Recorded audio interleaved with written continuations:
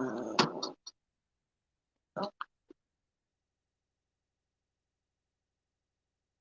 guys, thank you. Look at you guys. Oh my goodness.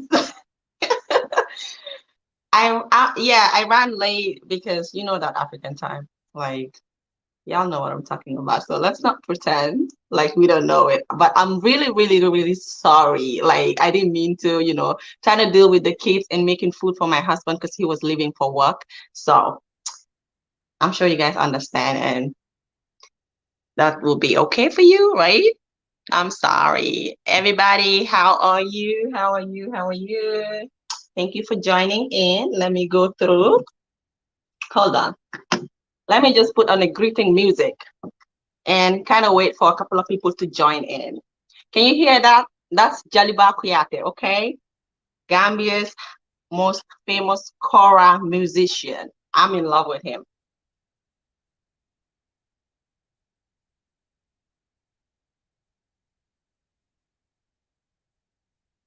Oh, look at you guys. We already got 30 people. Like, hit the like button.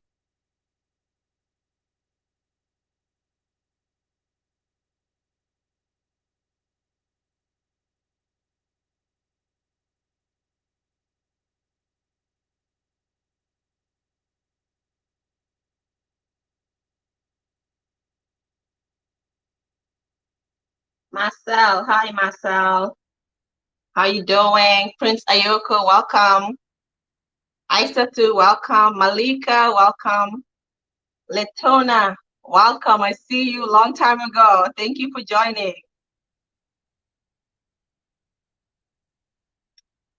Mr. Uganda, thank you. Thank you so much. Hi, sis girl. How you doing? Aisatu Space. Roots Reggae. Hi, sis. How are you? Ibrahima, Chef Ibra. Yes, I'm here. Nakmeezy, welcome, welcome. Nakmeezy, I have to invite you on here because we need to talk about something. African millennial, roots reggae girl. Thank you guys for joining. Global Green Book. Thank you, sis. Thank you so much. Thank you all for joining. Fina Noor. Hello, how you doing? Thank you for joining. Hit the like button as you guys come in. Hit the like button. And if you see yourself in the thumbnail, I'd like to have you here. Like, let's talk as brothers and sisters, as cousins, brother Nakmeezy, okay? He's my cousin. He's our cousin. He said he's our cousin, and I respect that, okay?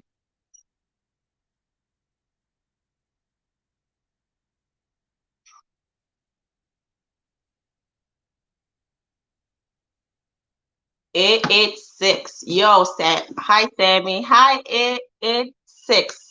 How you doing? Thank you. Thank you for joining. Thank you for joining. Y'all are amazing. Like it's been like this is the second week. I didn't do a live last week. I was really, really tired. Like, but thank you guys for joining even before I came on board. Like, you guys are amazing. I just have to be frank. I'm not very happy today because I got bad news, but it has to do with you guys, especially the diasporans. But let me put down the music now. Let's talk. Yeah, it has to do with you guys, the diasporans, my brothers and sisters, the cousins. But I'm not going to talk about it because this live has already been scheduled. So we're going to talk about this live and then probably tomorrow or maybe tonight. I don't know. We will do another one. I don't know. Maybe tonight. Honestly, I am not happy. And it has to do with you guys. That's why I'm not happy. So, anyways, yeah. Once again, welcome to my live, and I hope you already hit the like button. And I would like to have you guys on board. Of course, I'm gonna put the link down below very soon because I'm not gonna be talking too much. Hold on. Give me a second. Once again, welcome. Yeah, like I said, I'm not gonna be talking too much because I need you guys to join me here. Can you guys hear me? I forgot to ask that question. I'm sorry. Can you guys hear me? If you can hear me, say yes, please.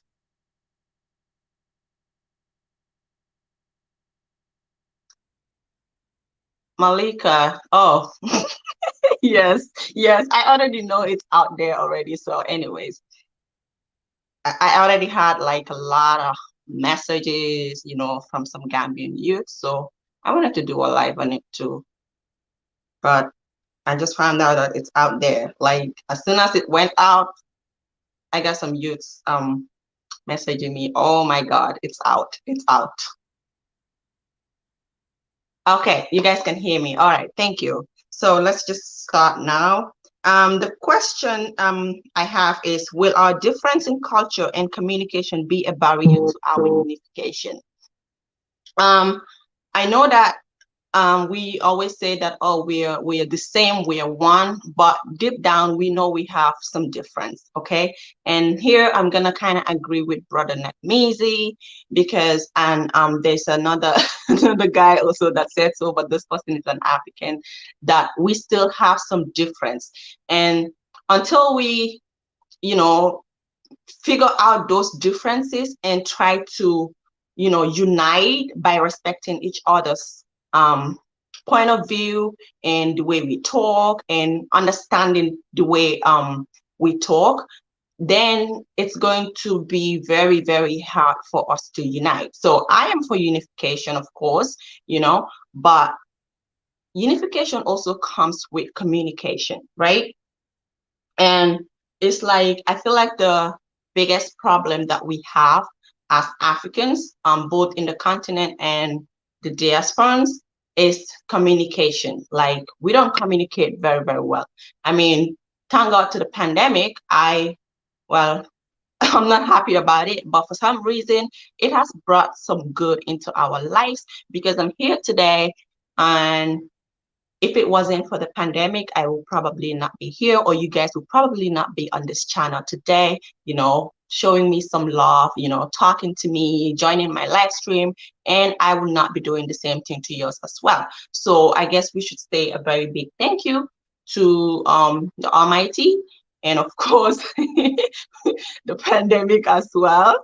But yeah, like I was saying, every time someone comes out, and talks, and this is both Africans and diasporans, every time someone comes out and says something, sometimes, let's say, and a diasporan comes out and talks about the Africans, and try to address some issues, Africans, we will take it somehow, we will take it to heart, and then we can get kind of sensitive about it. And I mean, I understand, that's how I grow up. So sometimes I have to step back, and think very well. If not, like, I may react in a very bad way. Okay. I did a couple of videos which I reacted really bad, but what helped me is that when I do videos, before I post it, I would go back and watch it and see. Sometimes I will have to edit some things because I'll be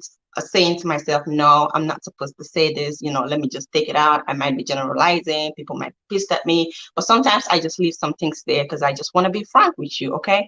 But yeah, I hope you guys don't take some of my words to heart. It's not intended to hurt anybody. I'm just being frank. So yeah, like I said, sometimes people say things and it hurts us. It gets deep into us. And that's because we Africans, the way we communicate is very, very different from the way diasporans communicate, especially African Americans, especially African Americans. I'm just going to be specific here, okay?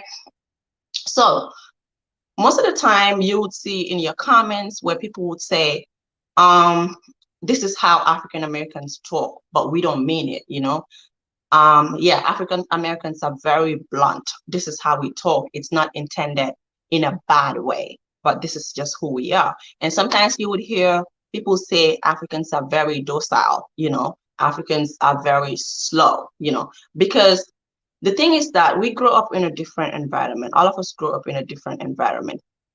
And Africans, do I think Africans are slow in the way they respond? Yes. Sometimes it may be too late, but that is because Africans have been taught patience, okay? Like compared to African Americans, now there is no patience because we don't have time for it. Okay, you don't have time for patience here because who are you being patient for? You know who your enemy is, okay, and you know their intentions, so you don't have time to sit and say, let me be patient. But in Africa, it's all about you being patient. It's all about how you talk. It's all about the way you talk, how you should respond to things, no matter how bad the thing may come out to you. You still have to be patient and listen, and forgiveness as well. Okay, yes, Africans forgive easily. Yes, Africans do forgive easily. Okay, and this is what makes us different. Like I was saying one time, when an African American girl attacked a white person, I think it's in Tanzania, and she was angry. She was asking, why you with this kid, and I understand where she was coming from, but I had to put myself in her shoe, and I was like, if this was me or another African person, I'm not saying they're not going to go attack the person, but it will not be the way the girl did it. You know what I'm saying? They're gonna go very, I don't know how to say it, they're going to approach this person in a nicer way. Okay, and that's why so many people say Africans are too nice. Yeah, and sometimes too nice is not very good. And secondly, a lot of things that we in the diaspora, even the Africans, are now seeing. When we're in Africa, we're not able to see these things.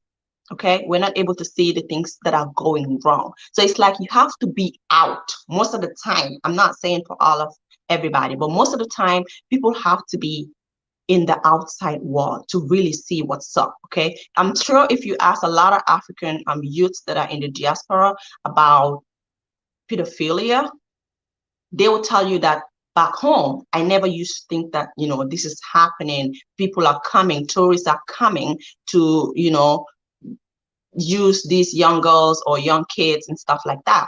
And that applies to me too. I never used to think like that. I mean, I would be happy to see a tourist. In fact, I would be happy to see a young person have a tourist as a friend, and then they say, oh, this is this kid's friend, he's taking care of the kid. But now that I am here, my eyes are open. Now that I am here, I am more experienced. Now I can see the wrongs that are happening, and I am not able to blame diasporans for their actions. I'm not able to blame African Americans for some of the actions that they do. Well, sometimes the way people talk, or it does get to me. I'll be like, oh my God, this person is so rude. But then again, when I sit and think about it, I'm like, well, I don't blame them. I don't blame them because I know better now. I know better. So in essence, being in Africa, sometimes you can be very blinded about so many things that are going around you. You know what I'm saying? Yeah.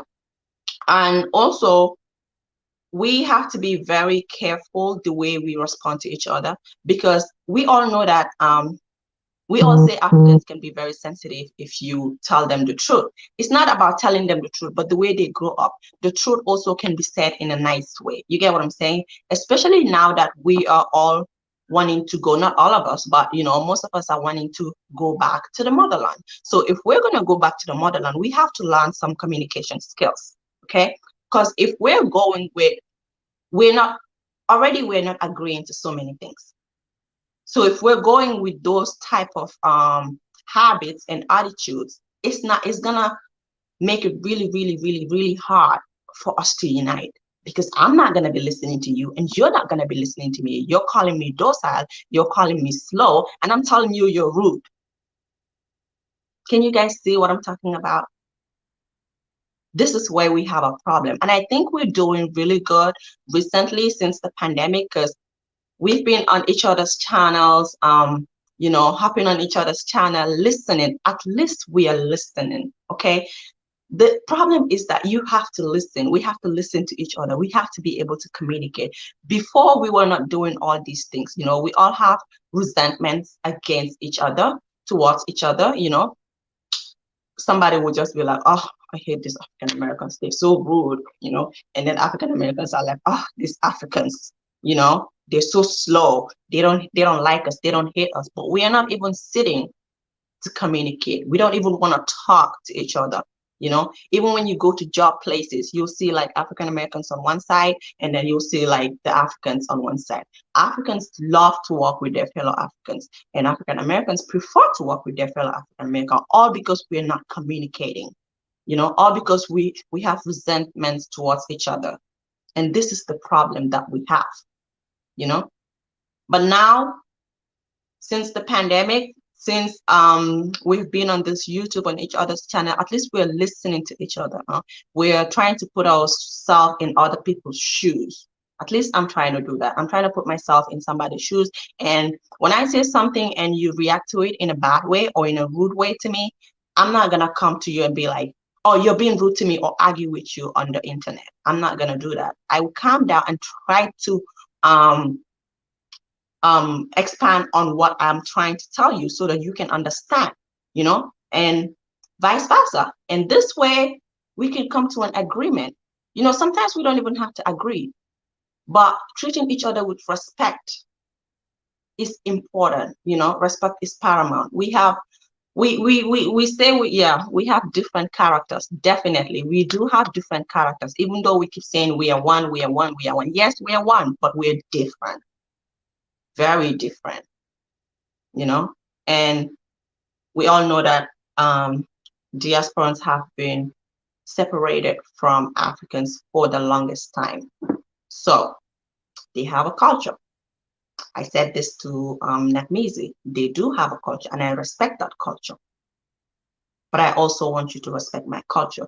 As long as we respect each other's culture, in fact, now that diasporans are coming, they're going to integrate into the culture.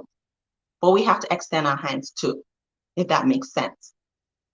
Okay, we have to extend our hands too and be ready to accept them. Okay, we're going to have some bad people, we're going to have some good people. But what I'm trying to make sense of is, even if we have some bad people, they're coming. Bad people do come and then learn from their mistakes or learn from other people also. They do come and realize that, oh, I've been bad all this while. So now I'm in the midst of my people. So I need to listen. I need to learn about their culture, and I need to, not be like them, but at least try to integrate in a very nice way, So it's not all bad people or all people with loud mouth that are going to be loud forever. Some people are loud because they don't know, they don't understand, So we have to be really, really mindful of that. And let me read some comments really quickly, see what you guys are saying, because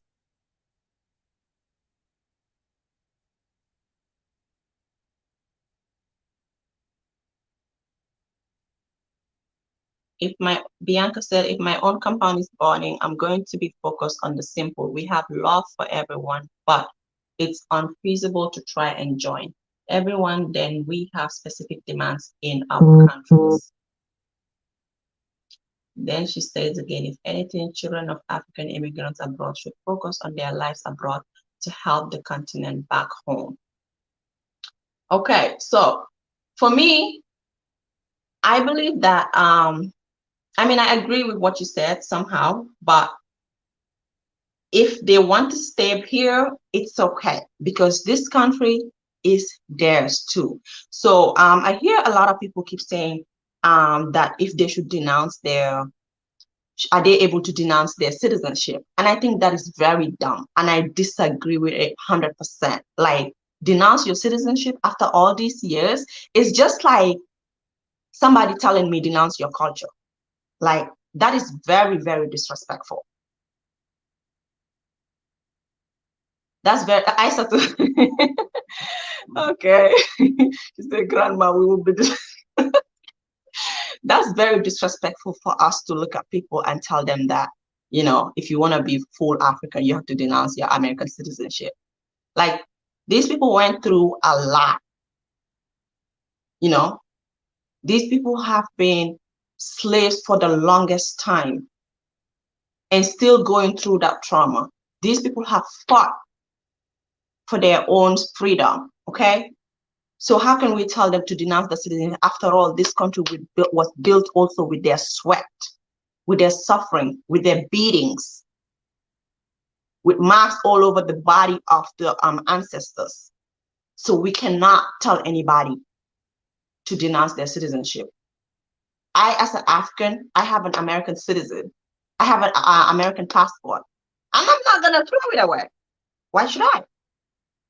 So if I'm not going to throw my citizenship away, if I'm not going to denounce mine and go back to Gambia, I don't have any right to tell another person to denounce theirs, where they're born, somewhere that their roots are.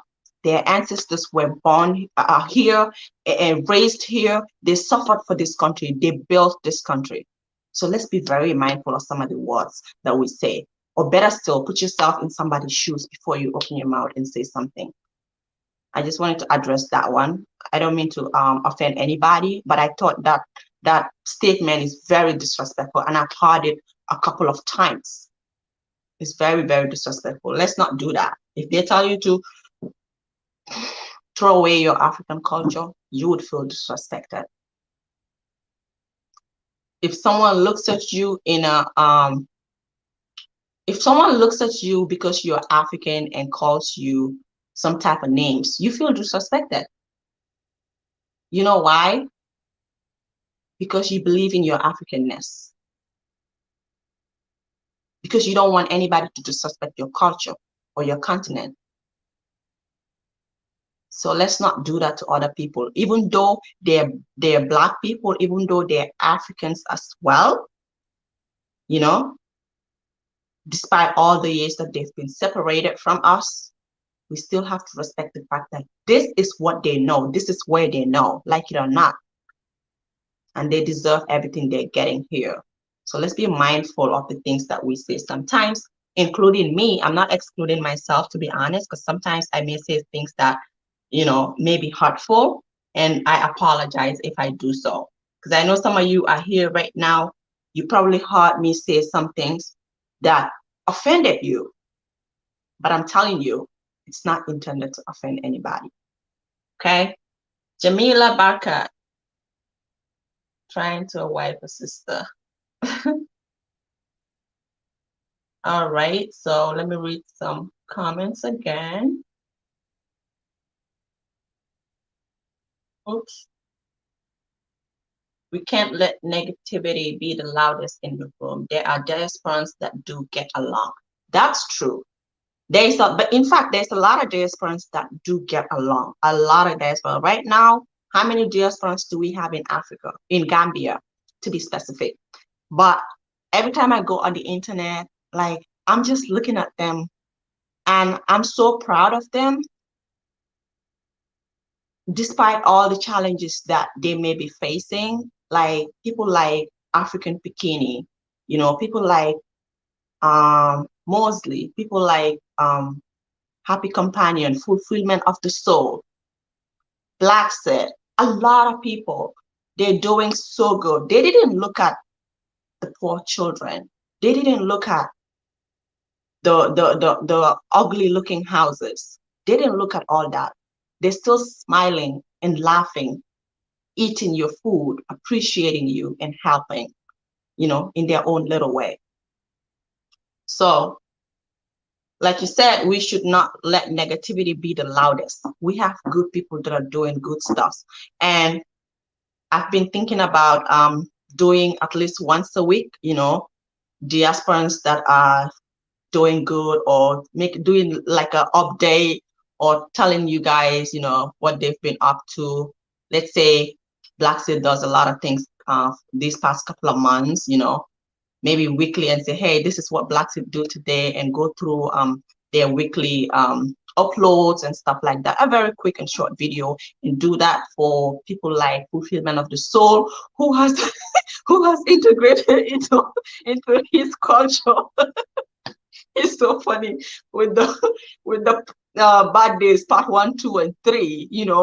It's so beautiful seeing how happy he is, even though I know he's feeling some type of way about certain things that might be going on, certain things that are in Africa, certain ways that people are behaving, but he's not even concerned about that. He's just concerned about happy that he has a Mandinka family, and that's beautiful.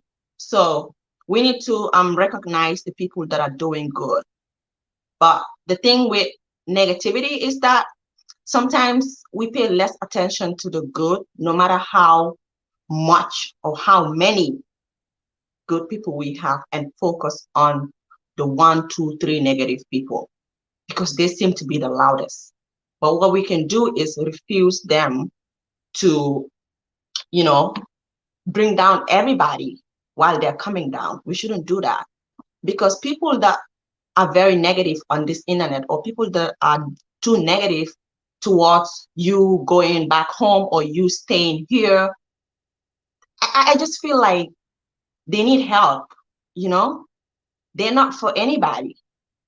You complain about America and you complain about Africa as well. What exactly do you want? And we already know how Africa is. You've been in America and you already know what goes on in Africa. I mean, you've been showed all the negative parts of Africa except the positive ones. Like being in diaspora, a lot of people know a lot of the negative things about Africa more than they know the positive. So if we're going to go there, we should not just go and focus on the negative part. Or if you're going to do that, you have to do it with solutions, and that solution, we have to come together to make it happen.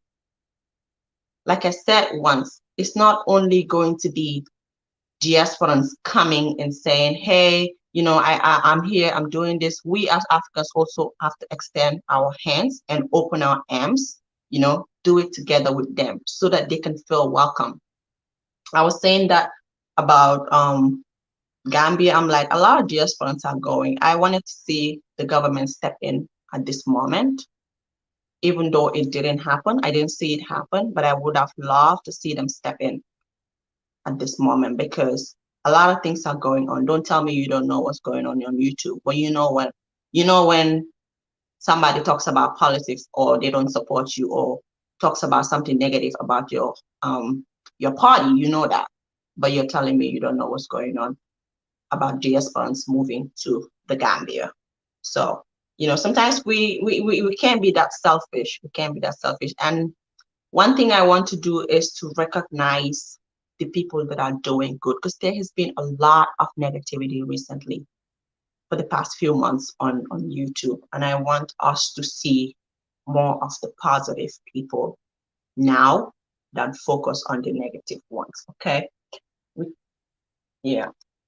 So let me read some more comments, and I'm just gonna put the link here.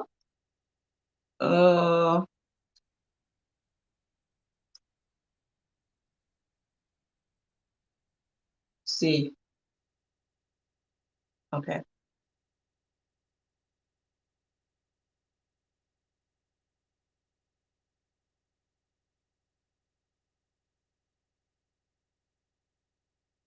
And Miss Treasure.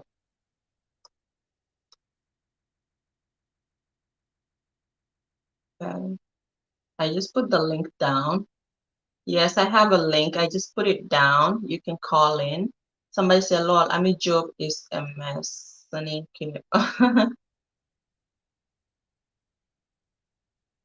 yes, I just put the link down.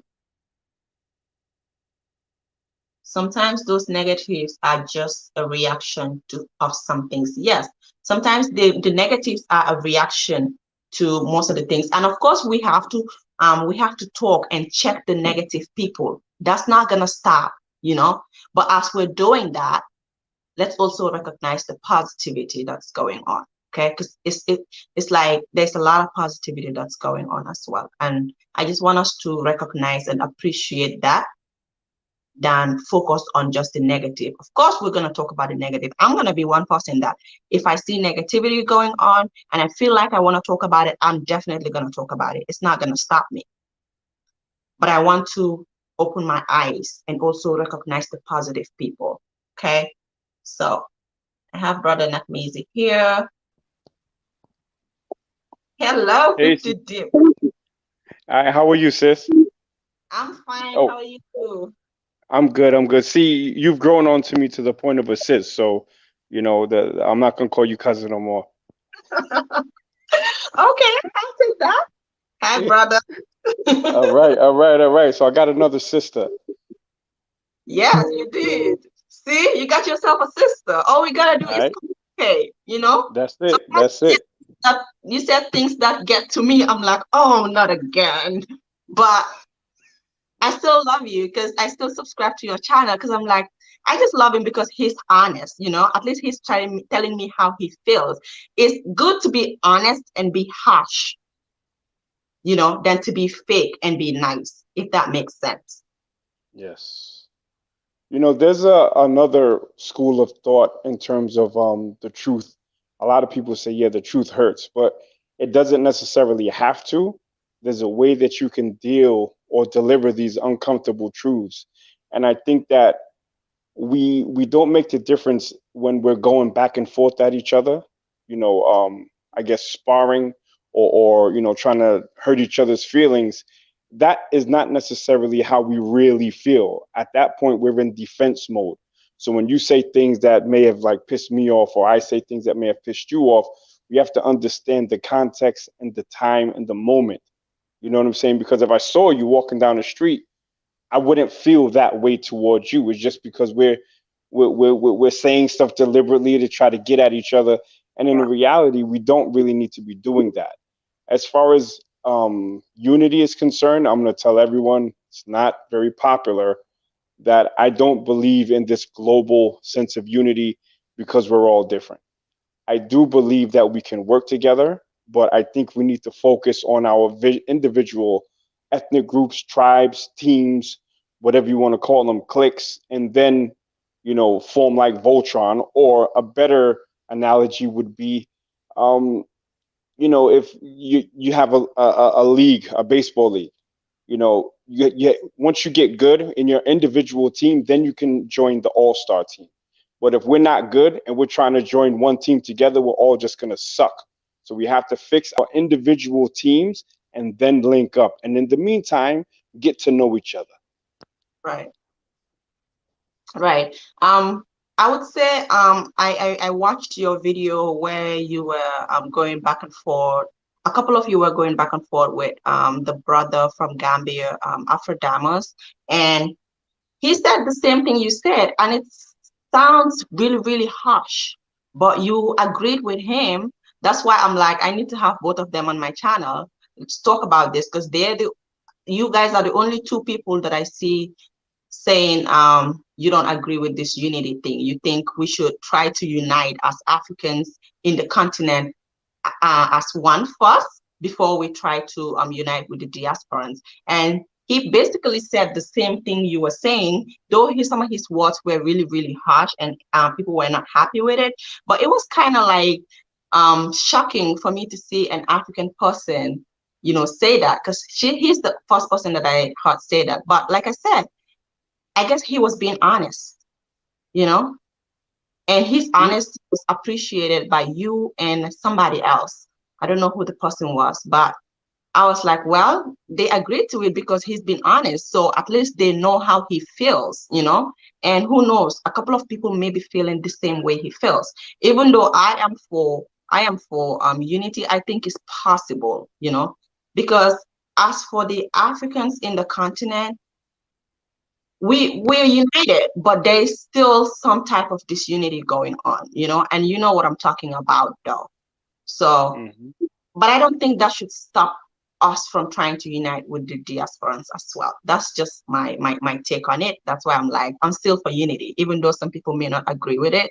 right now Can I because they jump on your point about the brother from Gambia? Sorry, say that again. the guy from Gambia, because he ain't my brother, but he what I said about people being heated in the moment, he came firing on all pistons because he didn't like what he heard. So he came in defense mode. Actually, he came on offense mode. And then I told him, I said, bro, listen, I'm agreeing with some of the things, but if we don't listen to each other and we're too busy trying to hurt each other, then we're not going to get to the core of what we're trying to say. And what he actually supported reparations for Black Americans at the end, but we just have to take the time to listen to each other. True. That's very true. You're right. Hi, African millennial. How are you? Thank you for calling. No problem. This whole thing about unity, I honestly think a lot of people like to talk about it, but when it comes to action, like I don't see a lot of action, to be quite honest. Because first and foremost, if we're talking about unity in terms of people going, like the people who are returning back home, I've noticed that a lot of continental Africans, we have patience, but we don't have patience to teach the diaspora certain things. And one thing I don't like that some continental Africans say is that the diaspora don't have culture. It's not that the diaspora don't have culture, it's that they have a different culture. And you can't force somebody to take your culture just because you were raised that way. So I feel like there should be, if we're really talking about unity and not just like if we actually want to act it out, there should be actual classes where we teach about certain African culture, and then if they like it, they can adopt it, and if they don't like it, then that's their choice. Because my thing is, you're telling people to go back home, but you only want people to go back home who you like. Do you want only people who go back home that you like, or do you want everybody to go back home? Because if you want everybody to go back home, there's going to be people who go back home and they're not going to respect certain things that everybody else, we just don't talk about it, right? So I feel like this whole unity thing, I love it, don't get me wrong, but it's extremely complicated, and I feel like a lot of us don't even realize how complicated it is, and some of us don't want to do the work that is required. We'd rather talk about it, but when it comes to actually doing it in person, I don't see people doing it. I don't see people offering lessons as much, like actual good lessons on language lessons. I don't see people offer lessons on cultural norms. Like if you're going to West Africa, you usually can't shake an elder's hand or anyone's hand with your left hand, right? Like people need to know things like that, and they don't. But are we not supposed to teach them that? And then we get angry when they don't know. So I'm not sure about it. Yes, African millennial, you're right. It's gonna be difficult if we're not extending our hands too. You get what I'm saying? Like you said, we need to teach these people that are going, because the thing is that whether you're for African Americans going or you're for them not going, because some people say just stay here, you don't have to go. People are still gonna go. So because people are still gonna go, we need to make efforts to make those people feel like they're at home, because some people went to Gambia and they're like, I'm home. I'm excited that I'm home. And that's beautiful. That's a beautiful thing for someone who has been separated from you for the longest time, for over 500 years, to just come back and say, I'm home. Like there are some Africans who are in the diaspora who don't even, who barely talks about going back home, And I feel like I'm very, very appreciative of diasporans going, because I see them as a motivation for a lot of Africans to go back. Yeah, and Sammy, let me not cut you off, but imagine, do you know how hard it is to leave your country to go to a different country, right? You don't have your family there for the most part. Completely different culture, completely different rules. So think about it the opposite way. You were here your whole life and you automatically go to Africa. Yes, it's your home, but you weren't raised with those type of rules, cultures, values, the language barrier. Like it's a lot. it's very hard. So the diaspora who are going back there, we really have to respect what they're doing. It's not easy. You know, maybe because we're watching it on YouTube, so we see people all of a sudden the next day they're in Africa and we're like, oh, that's so crazy. But it's actually a really tough decision to make. And some of these diaspora, they're going back without their children, without their husbands and wives. They're going by themselves. Like, that is not an easy journey. So how can we make that better for everybody, you know? Yeah, you're right. St. James, what don't you agree with? If you don't agree, you should come on board. Let's talk about it, okay? And yeah, Omega Courtney, hi sis, how you doing? Hey sis, how are you? Hi sis, African Millennial. Thank you so much for letting me up and weighing in. You are always really on the cusp with these really great topics. I am so glad that I was able to catch you live, because this is a great conversation to have. My background is journalism, public relations, so my career and my livelihood is really founded in communication. So when I saw this pop up, I'm like, heck yeah, we really need to have this discussion, because there is such a barrier that is, and kind of really it is exploited because of the fact that I compare it to like the scriptures with the Tower of Babel, where everybody coming in and we have this common goal. We want to unify, but everybody's coming in speaking different languages, speaking different love languages, speaking different cultural languages. And of course, we're all just reflections of our experiences, right? But the experiences that we may have, and just so everyone knows my background, I am, I'm from the States.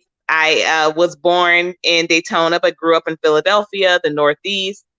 And my dad is, I am a fourth generation Bahamian. My dad is 100% Bahamian. My mother is African American, but she, her mother and father, her stepfather was in the military, so they traveled all around. So she grew up mostly in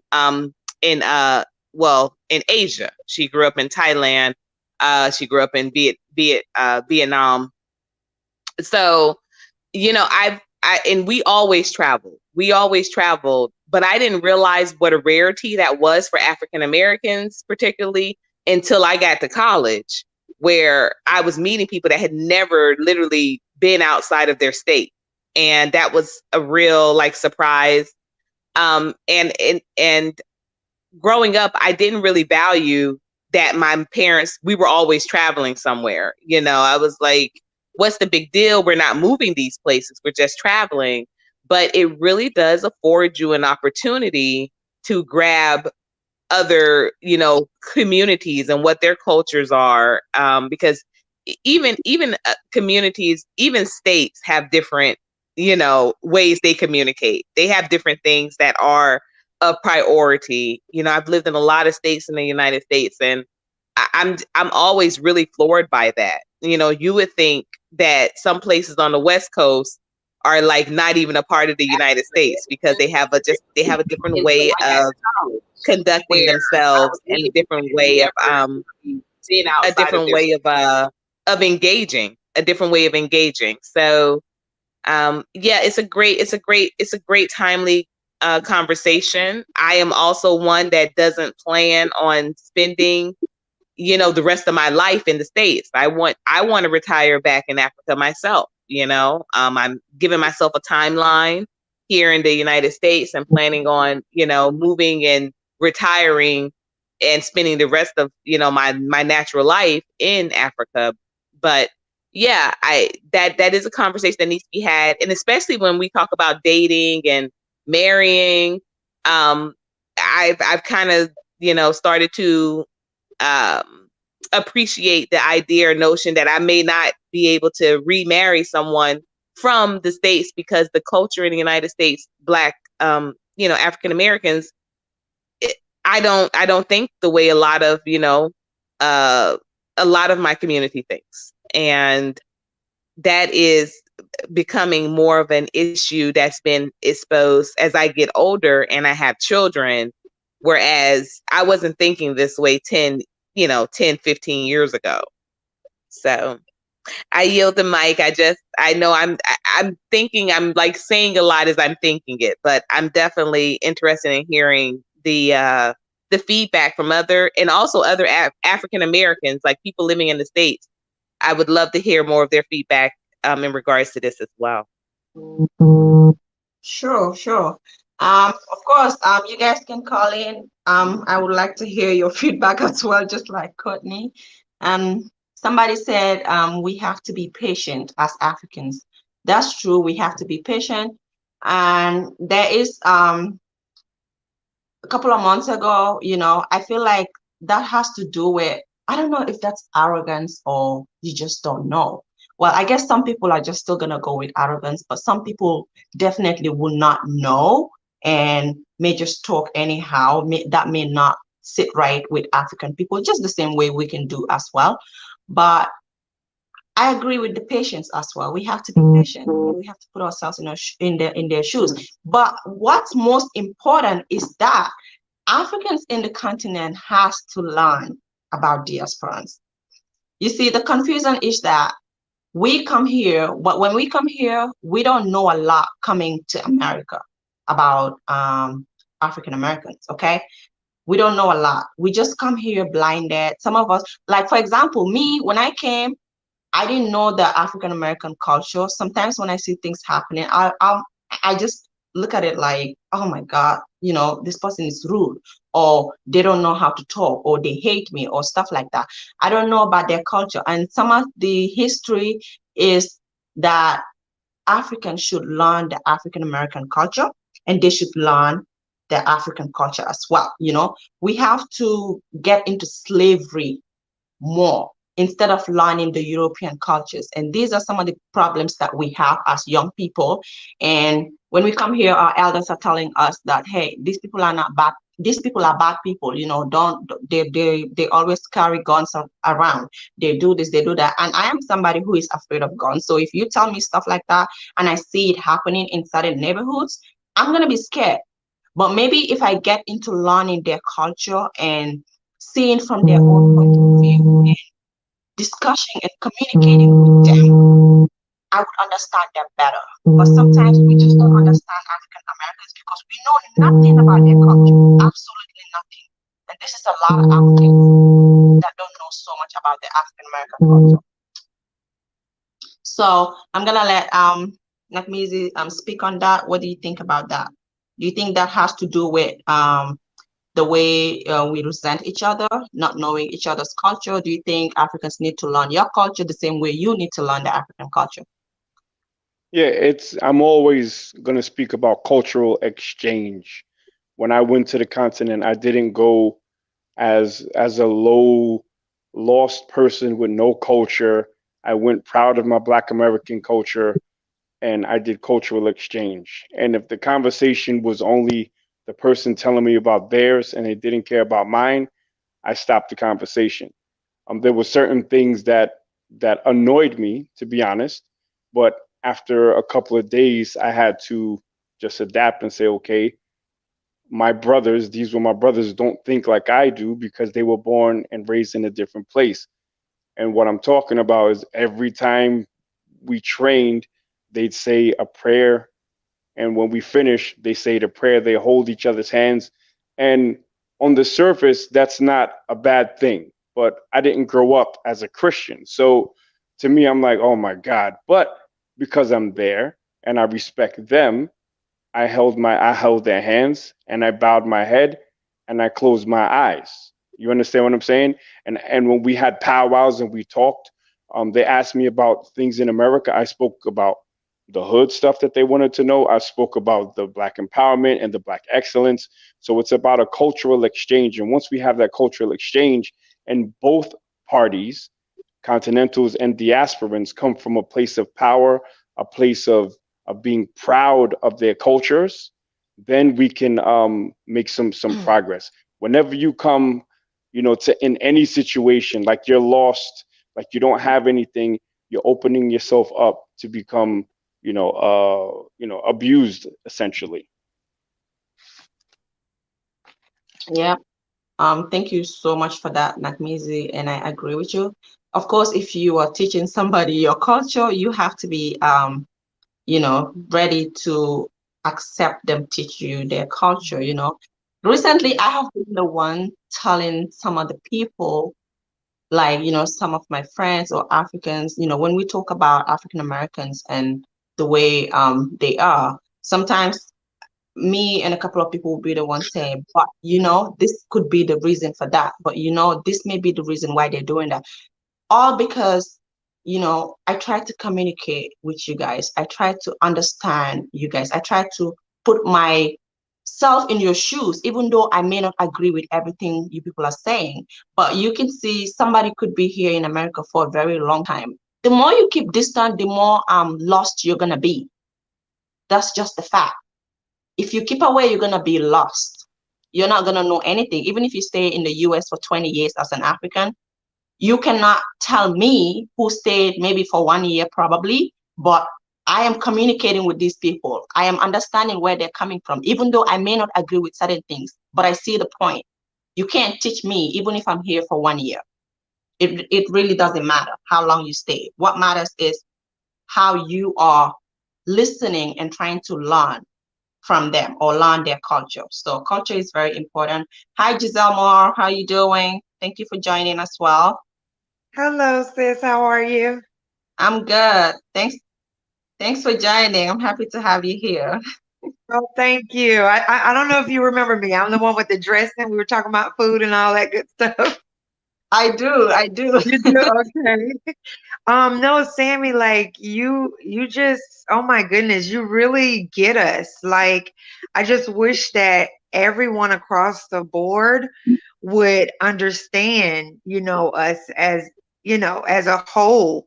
Yeah, we all may have, different personalities, maybe, different upbringing as far as how our parents raised us, but for the most part as far as the culture, it's the same, in America, but I feel that we can teach each other. We can teach, you all our culture, and of course you teach us, your culture. And of course it's going to mean more to us because, it's the truth. It's not what we were told. And I think the ones who are, closed minded, they just, they don't understand, and they're not willing to, open up their minds and, hear from us and what we've dealt with, what we go through, because it's not a walk in the park at all, being here. And I can't wait to get to Africa. This is what keeps me going every single day. And my kids, I want them to know, their culture, know who they really are, because all we know is America. That's it. We don't know anything else at all. And it's not our fault, and a lot of, you know, um, people, that's what they feel like, we asked to be here, and we didn't ask to be here. We are here, but we didn't ask to be here.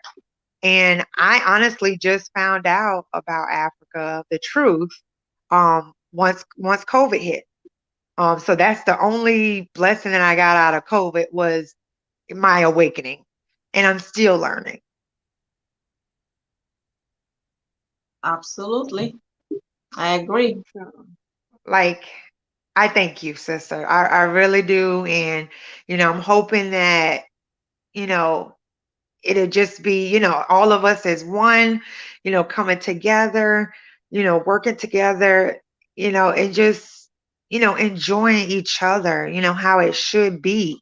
We're not coming back to take from anybody. We're not coming back for that. We're coming back, honestly, to heal.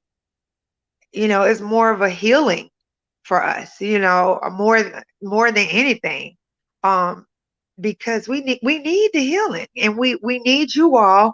And I feel like you all may not need us as much, but we can at least enlighten you on what we have dealt with here in America, so that it's not shocking. When if you do decide to come here, it's not shocking to you. You'll kind of know what's going on, and have a sense of, what's going on here, because I believe that a lot, they don't know. They don't know. We would know because we've been here all our lives. You know what I mean? So that's kind of, all I really wanted to, come in and just, give my little, say on everything just across the board. Of course. Thank you so much for coming in, Giselle. I really Mhm. appreciate you coming in. And when it comes to you saying that this is all you know, and I don't blame you, and nobody should blame you. This is all you know. You've been here for so long, and nobody should tell you, oh, or trash your culture. Like I said, it is their culture. So I feel like the problem we kind of have as Africans also is that we want to make our culture looks like it's the perfect, Right, it's perfect, and you just right, have to accept it. It doesn't work like that.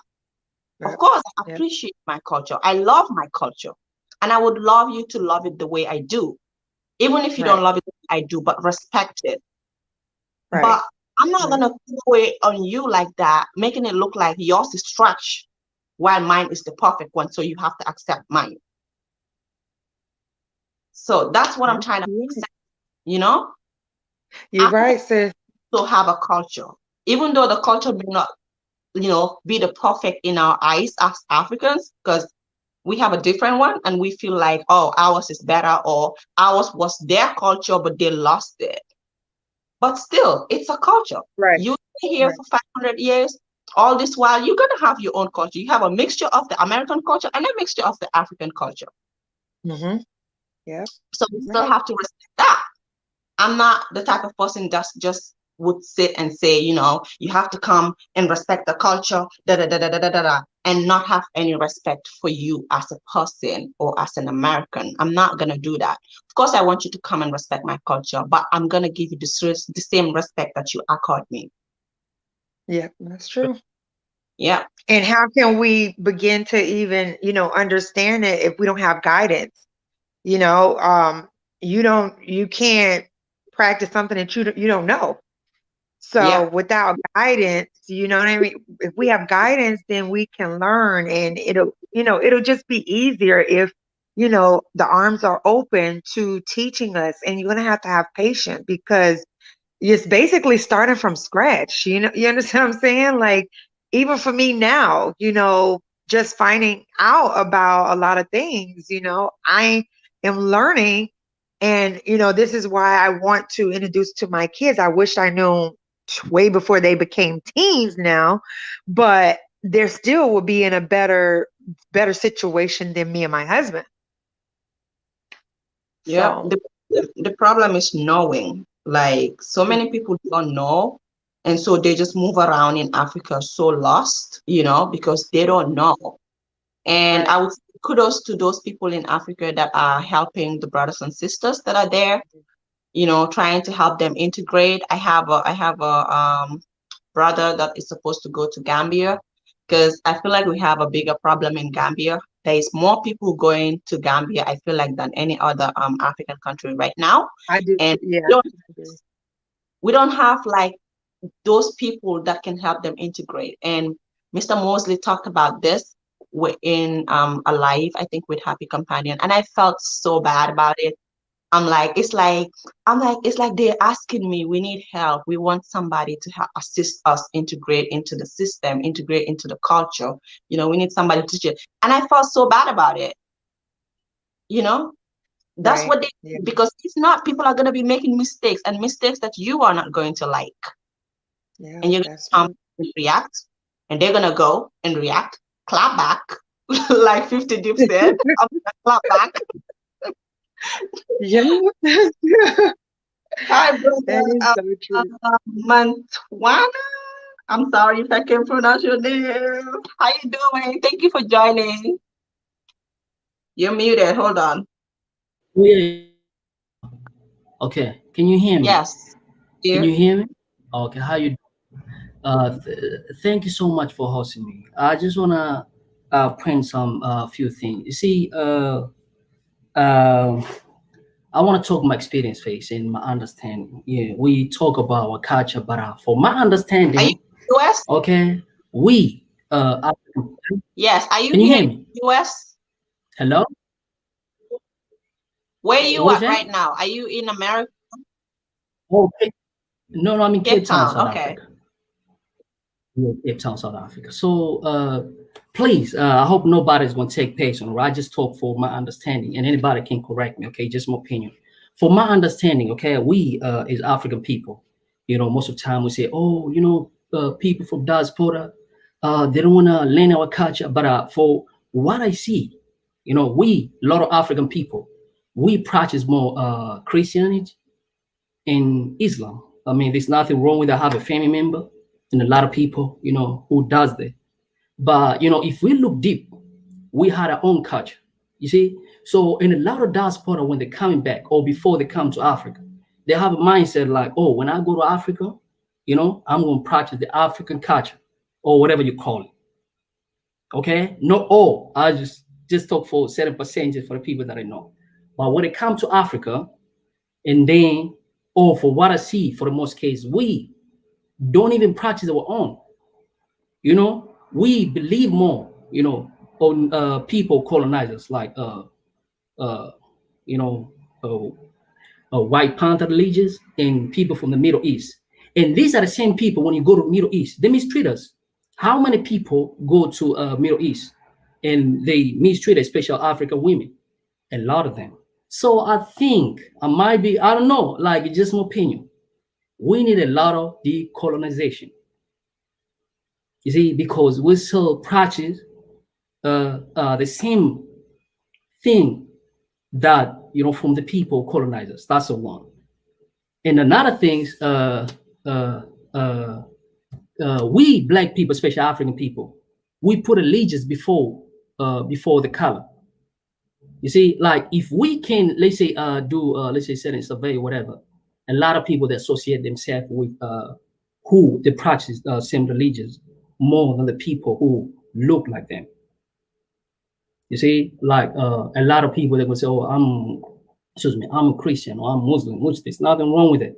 And whatever they do, they're gonna put a religious face before people who look like them. So I think there's a lot of decolonization has to be conducted, or we have to do something like this. So even though we might be critics, like, oh, people from diaspora when they come, da da da da da, but also we have to, look into. I know it might take time because I mean we were forced during the colonial time to practice, you know, those from because we were doctrine, and a lot of people like even now they practice more religious, even African beliefs.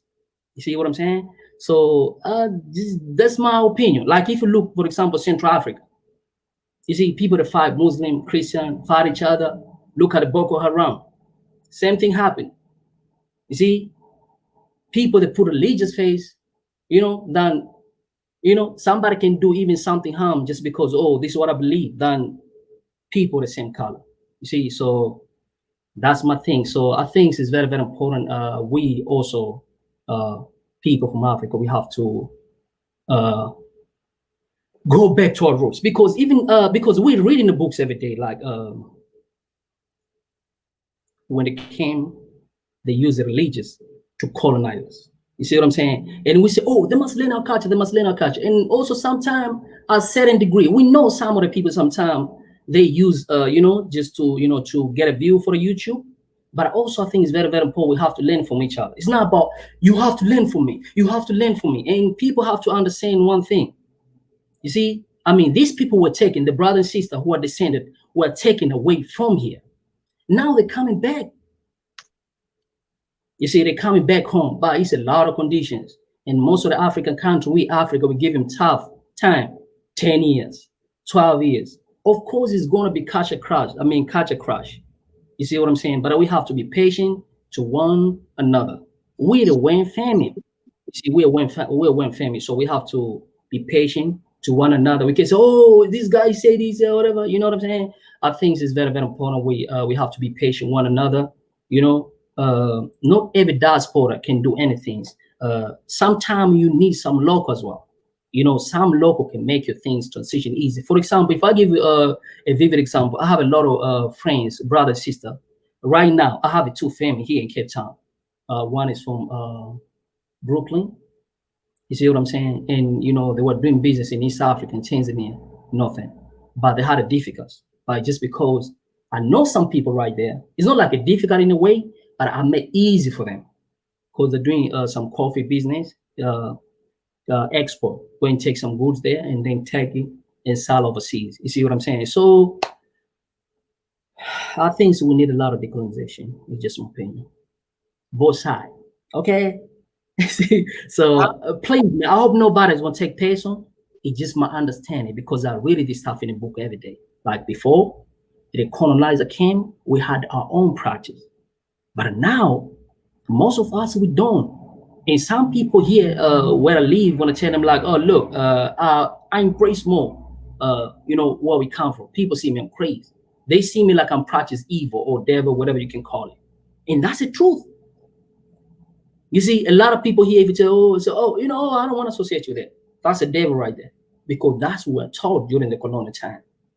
You see, so I know we might say we practice culture or whatever, but for the most case, if you look all these African country, from Gambia, from any country, man, a lot of country, people practice more colonial things more than our African, whatever, African beliefs, whatever, from language, from religious, from everything. So it's just my opinion, you see. But there are some of the countries they still practice. For example, if I give a video example, South Africa, a lot of people don't, you know, they stick to the African names.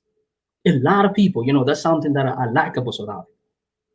I know some people say, oh, but you know, they stick to the system, the names. Most of the South Africa, they have their own real names, but some of the place, I mean, most of us, even I too, I have a colonizer name, but I changed recently. You see what I'm saying? I changed it. A lot of people say, man, why you have this name? I say, look, man, no problem. Don't worry about it. I know what I'm doing. You see, so it's just my opinion. So we say and we claim like, oh, our culture, which is fine. I understand. But also it's very good. It's not about, you guys got to learn from us. Look, in African school, most of the time, we're not taught African culture. We learn to a certain degree. Most of you guys and most of us, we go to Bible class or Islam class, like madrasa class, because I do a lot of research. Two of the other. You see, and most of us African people focus more, oh, are you Muslim or you Christian? But if you say, oh, you know what, I'm practicing in some African culture, oh my God, that's the devil. You see what I'm saying? So it's just my opinion. So even though we talk about, oh, you know, but I also, you know, this is my understanding. A lot of people, like before they come to Africa, I know some people may attack person, but please, you know, sometimes we have to face the truth. You don't see somebody, let's say in Middle East, have the African name. Why? But we have Arab's name, Christian name. You don't find like a white man, let's say German, have a, I'm just say, for example, his name is Mandela or Trana like me. I mean, you don't find it. But we all African people have a colonizer name. So that's all I want to say for today. Maybe later I'll come back. So it's just my opinion. So I think it's not about, oh, you guys have to learn from us. We have to learn one another. And we have to be patient one another. You know, it's not going to be easy because it's a culture crash. You see, I know some of the guy, I'm not going to mention one of my friend from diaspora. He used to have a face. It was very rough by the time it takes. You learn more how people live in a certain place, one of region Africa, because I've been in a lot of countries in Sub-Sahara. And the more time it takes, you learn more and more. And he's cool now. So it's about learn from one another. One thing I learned, most of the, not all, but majority of African Americans, they don't believe in Christianity or Islam. They don't. Because they do. Look, man, I love my African brother and sister, but also we need to take time. It's not everything we're going to be taught in school. No. I learned a lot of knowledge from brother and sister from diaspora, from conscious community. So if you have a time, sometime, go to some channel and learn some. You see, it's not everything like, oh, you know what? You say something wrong about Christianity? No, don't talk to me. Done.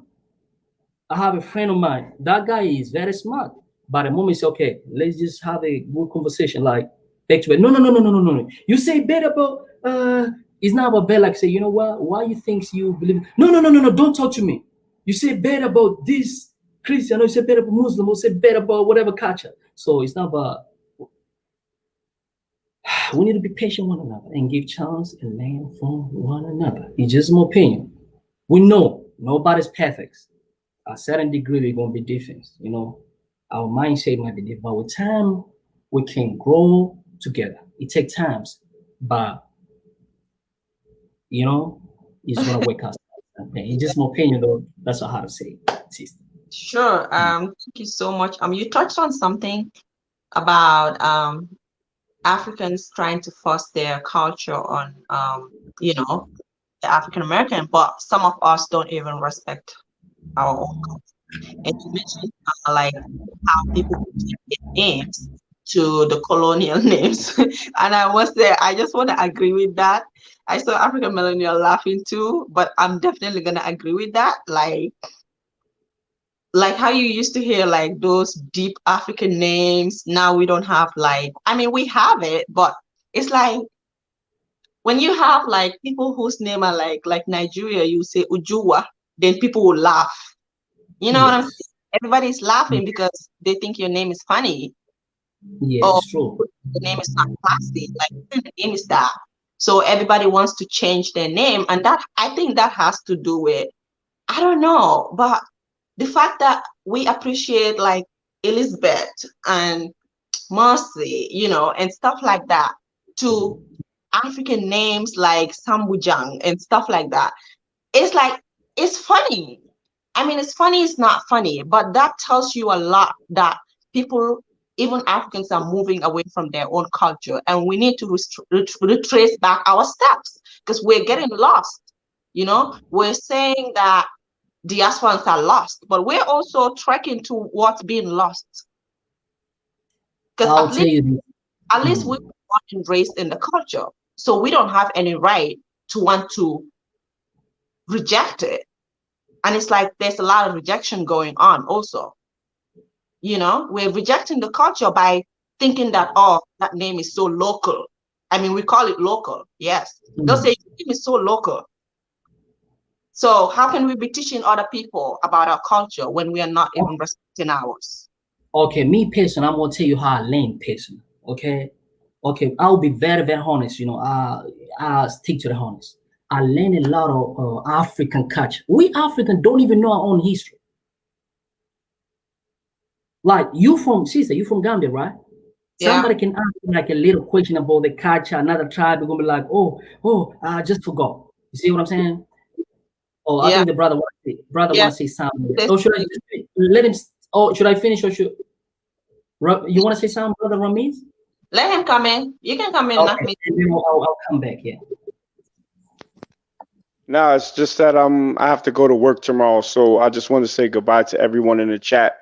I would just gently try to remind my brother that you make very, very good points, but we also have to mind that there are other people on the chat.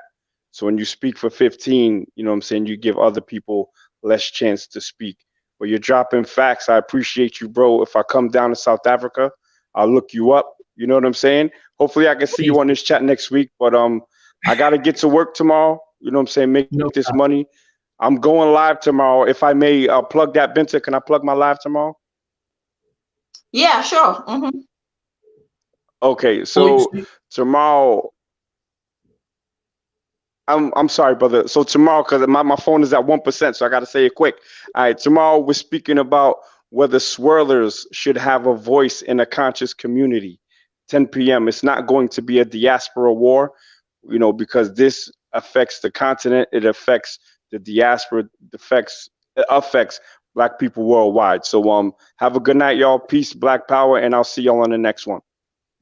Thank you so much, brother Nakmeezy. I appreciate you coming on board. Of course, I will be on the live tomorrow. I've been waiting for it. I saw it scheduled a long time ago. So, guys, make All sure right. we, because I know it's gonna be lit. Okay. So, thank you. All Okay, right. so Peace. oh, peace, peace. Can I go in, or should I go back in? You can go Okay, ahead. so I was saying, I'll talk about me personally, right? I learned a lot from, I learned a lot from African American community. I'll be very honest. You see what I'm saying? Most of the brother from diaspora, even though I know some of us sometimes are very sensitive. You see what I'm saying? We African people, most of us, if somebody said, oh, oh, no, you know what? You agents, you say bad about, I learned a lot from, they have this channel called, man, Sa TV. SA and then space NET. I'm gonna write here Sanera TV. SA and the space NETEAR. So it's a lot of conscious brother there. And they raise a lot of important matter. And I learned a lot from their channel. I learned more than what I've learned my entire life from the books, from everything. Because you see, most of us, like what we learn in school, from primary school, high school, or whatever, we learn what is in the books. Oh, which country to get independence? Who was the first man to discover the highest mountain in Africa? Who was the first? Oh, that man is Mr. Victoria Falls from Germany. And sometimes these things don't make sense to me. Like you tell me, for example, like Victoria Falls, whatever they call Victoria Falls, like all the people in that village in Zimbabwe, in Zambia, they didn't see that lake.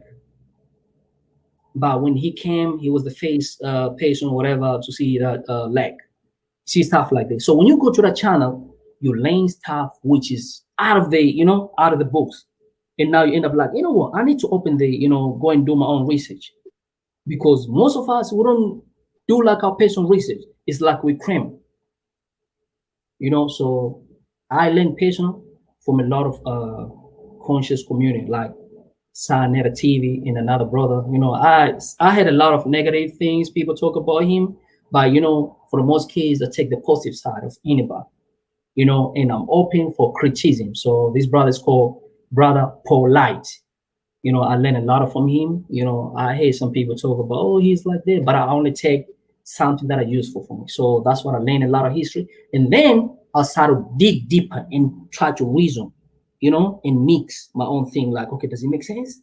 Or it's not? Because most of us, if somebody say, okay, why you have for example, a lot of Gambia brother, 90% is Muslim.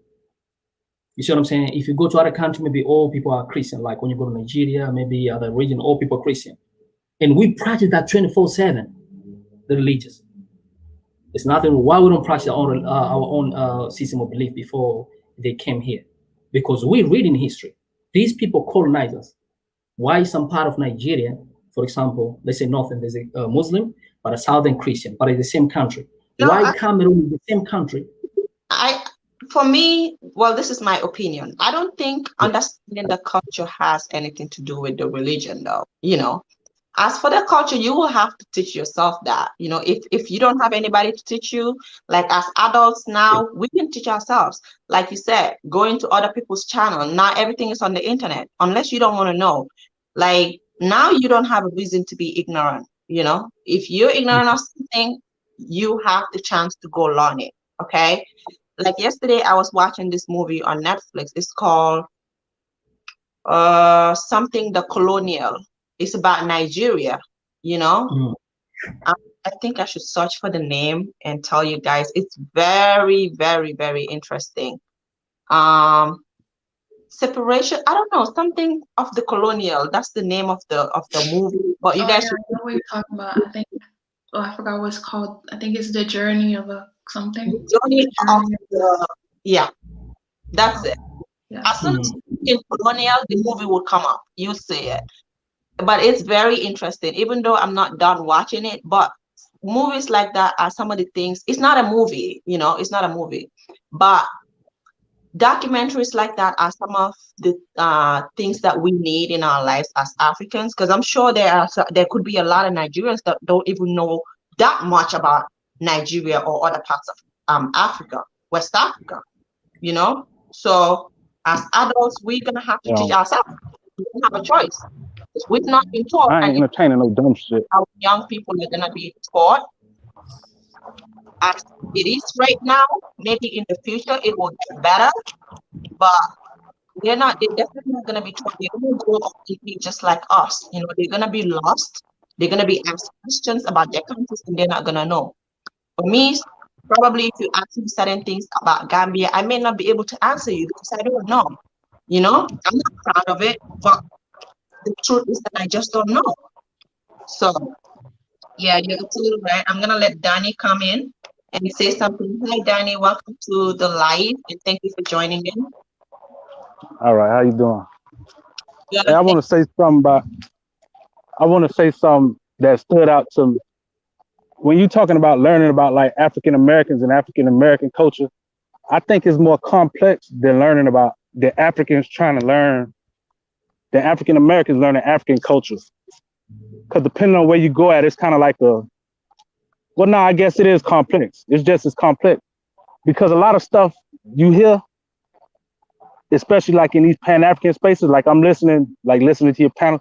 Like I say, like the average perspective that you would get on your show is probably not indicative of the average perspective you'll get of an African America if you actually went to America and lived in America. You get what I'm trying to say?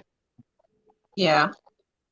Because like I'm gonna say, like your experiences, like some of the perspectives and conversations that you all have, these aren't like normal conversations that you'll have in America. So a lot of this stuff will be new to an American, even be talking about this in African American, to an African American, I mean. And so how the brother say, like, he listened to Sarnetta, like, he got to understand Sarnetta represents like a 0.0001% of African Americans. Like his perspective, like a lot of people look at Sarnetta like he's a nutcase. Like we don't really take him too serious. That's why I say, like, you got to be careful of what you get. So you may listen to an African American and you may feel like, okay, well, African Americans think they Jews or African Americans think they from Egypt. But if you go to an actual community full of African Americans, you be like, oh, you a Jew. Like he might take offense to it. So it's real funny, especially when we talk about like the cultural exchanges on the internet and what people believe. And because I heard him say that most African Americans don't believe in Christianity. Like if he walked into my grandmother's house and spoke out against Jesus, she'd kick him out on the spot. You know what I mean? Especially since he African. You know what I mean? So it's like it's a funny balance. You know, when it comes to learning culture, what exactly people believe and how to go about these things. So for me, that's why I want to separate the culture from religion.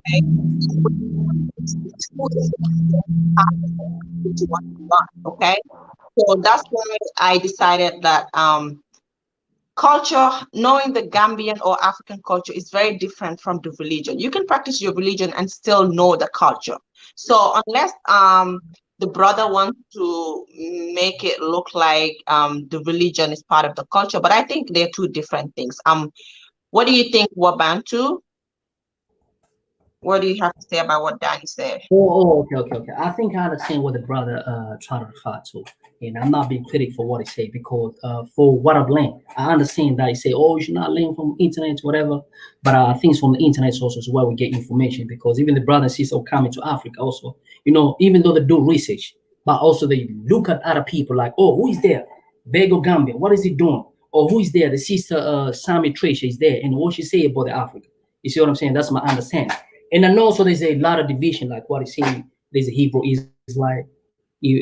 For what I blame also from the social media.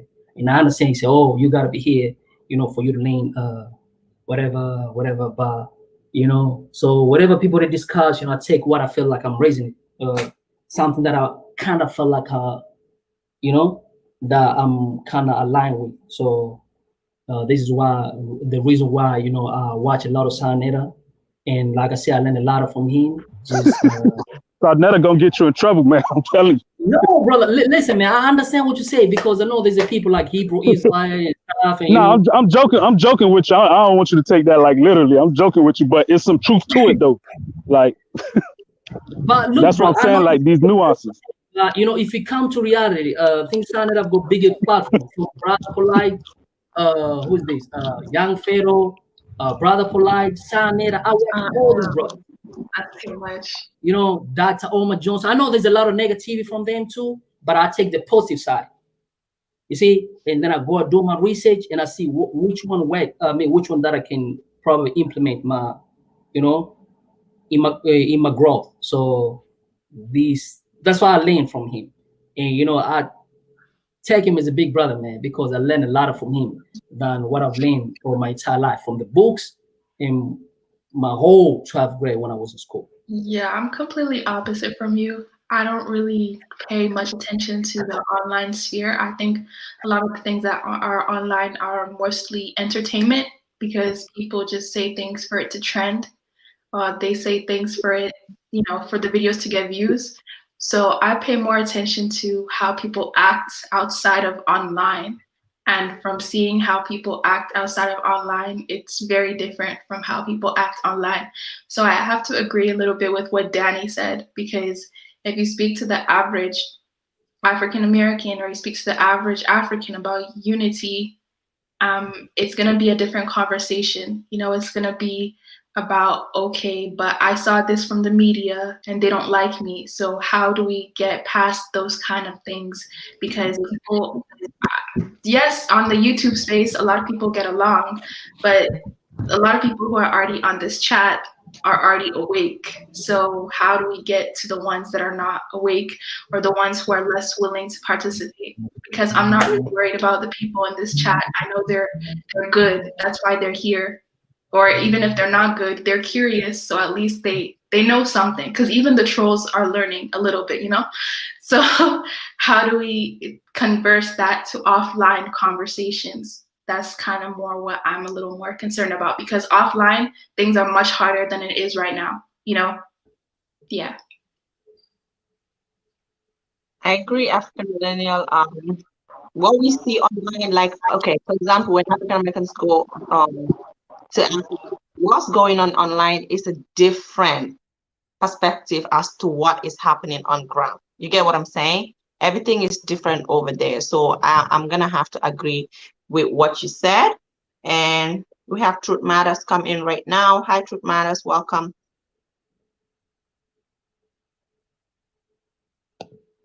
Hello. Sorry, I mean, hello, how you doing? How are you, Sammy? So fine, how you doing, brother, man? Hold How on. you doing? I'm all right. How you guys Hello? doing? We're Hello? doing good. Thank you. Hello? Okay.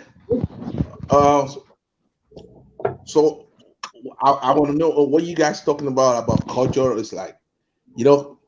When you look at culture, culture is different from religion. But a lot of people get it mixed up. Like they were like, "Oh, I'm a Muslim. Is my culture?" No, that's not your culture. Even when you look at the Arabs, they are Muslim. Islam is not their culture. That's your religion. So sometimes people get it mixed, like in Africa, like, oh, we have our own culture because we're this. But at the same time, when you look at the way Africa was structured now, it's like we've been conditioned just to think one way, not the other way. That's the problem we have.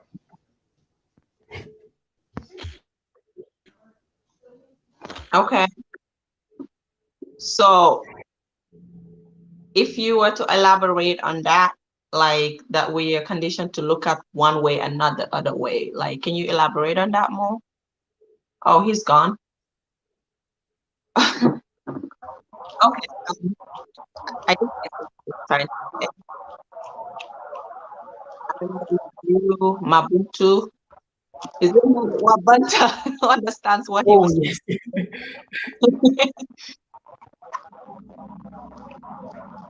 Oh, You? you asked, so sorry, you asked me? Hello. I didn't get what he was trying to get at. I don't know if you. I think somebody's calling here, right? To me. Hey, I could jump in again Yeah, and yeah, add on to that. As far as on the streets, I think how can I say this without, because everybody, I think more damage. I think in some ways, I don't really see how it can like. Well, from my perspective, it ain't that bad, right? Some people feel like Africans and African Americans relationships in real life is this whole tumultuous type. Everybody hate each other. But from my experiences, I never seen that. Like I've never seen like I've seen more fighting amongst Africans and African Americans on the internet than I have in real life. It's And I'm true. talking about living in America, being on college campuses. Like now, if you want to talk about division, now yeah, like everybody know, like that's the Africans over there, that's the African Americans over there, that's the whoever the Caribbeans over there. But it wasn't no like tension though. It wasn't no like it wasn't really no hard feelings. Not I don't know how women felt about it because you know women probably go about their way different. But I know from my perspective and the people I was around, like we never, if we had a class with an African, it was whatever. I think now, like sometimes this, when you try to like force these relationships, I think sometimes you make them worse in a lot of cases. And I'm gonna say this from like not from an African perspective, but from the Pan African African American perspective. Like they do a lot more damage in certain cases than they do good as it relates to relations between African Americans and Africans. So we taking Africans out of the equation because I don't really place fault on them because a lot of them don't know. You know, like they new to America, fresh on the college campus, they don't know. But when you got like African American who claim to be Pan Africans and they push certain rhetorics, like because when you talk about African Americans not having culture, it wasn't the Africans that told me that that I can remember growing up and hearing it. It was like other African Americans who always said that. You know what I'm saying? They always like on some crybaby type. Oh, we don't have no culture and oh da da da da da. And it'd be like, man, like there's one half of African Americans who be like, man, shut up. Like, you know what I'm saying? And that kind of like breeds a certain amount of resentment, not only them as Pan Africans, but the Africans as well. Cause it'd be like, well, if you feel like that, then go over there with the Africans then. You get what I'm saying? So it's a real funny when you try to force these relationships, it breeds a certain tension that I think if people just let it go and let it be natural, that you won't have the pushback as much in a lot of cases. Well, you you're not the only one that said that, Danny, that we cannot force the relationship or the unity. But my issue is that whether we force it or try to talk about it, people are still gonna go. And people are going with the wrong mindset. People are going with the wrong maybe attitude, if I should call it that. So I don't think you you're think misunderstanding me. Mhm. I think you're misunderstanding my perspective because I feel I'm not really talking about, like I say, I'm not really talking about the Africans in Africa, how they respond to African Americans coming because, you know, it's their country. They can respond however they feel, you know, if it's just from Okay. the cultural differences. But what I'm saying is because a lot of those relationships and a lot of tensions and a lot of things that you see on the internet, it didn't start from our relationship with Africans in Africa. It started more so with relationships in America. So I don't feel like the answer to those relationships, to that unity, is in Africa. I feel like if you can't even establish it in America, where we get on the basis where people could communicate and have a respect for each other, then when you go to then it's going to transfer to the continent. You know, it's like we can't create these narratives in America and then think when you go to the continent it's going to be all hunky dory. Oh, perfect. Okay. Yeah, I see your point, and that's a great point. Yeah, we're gonna have to work on ourselves here before we go to the continent. Absolutely. Hello? Yeah, hello? Can you hear me? Yeah. Okay. How you doing, Sammy?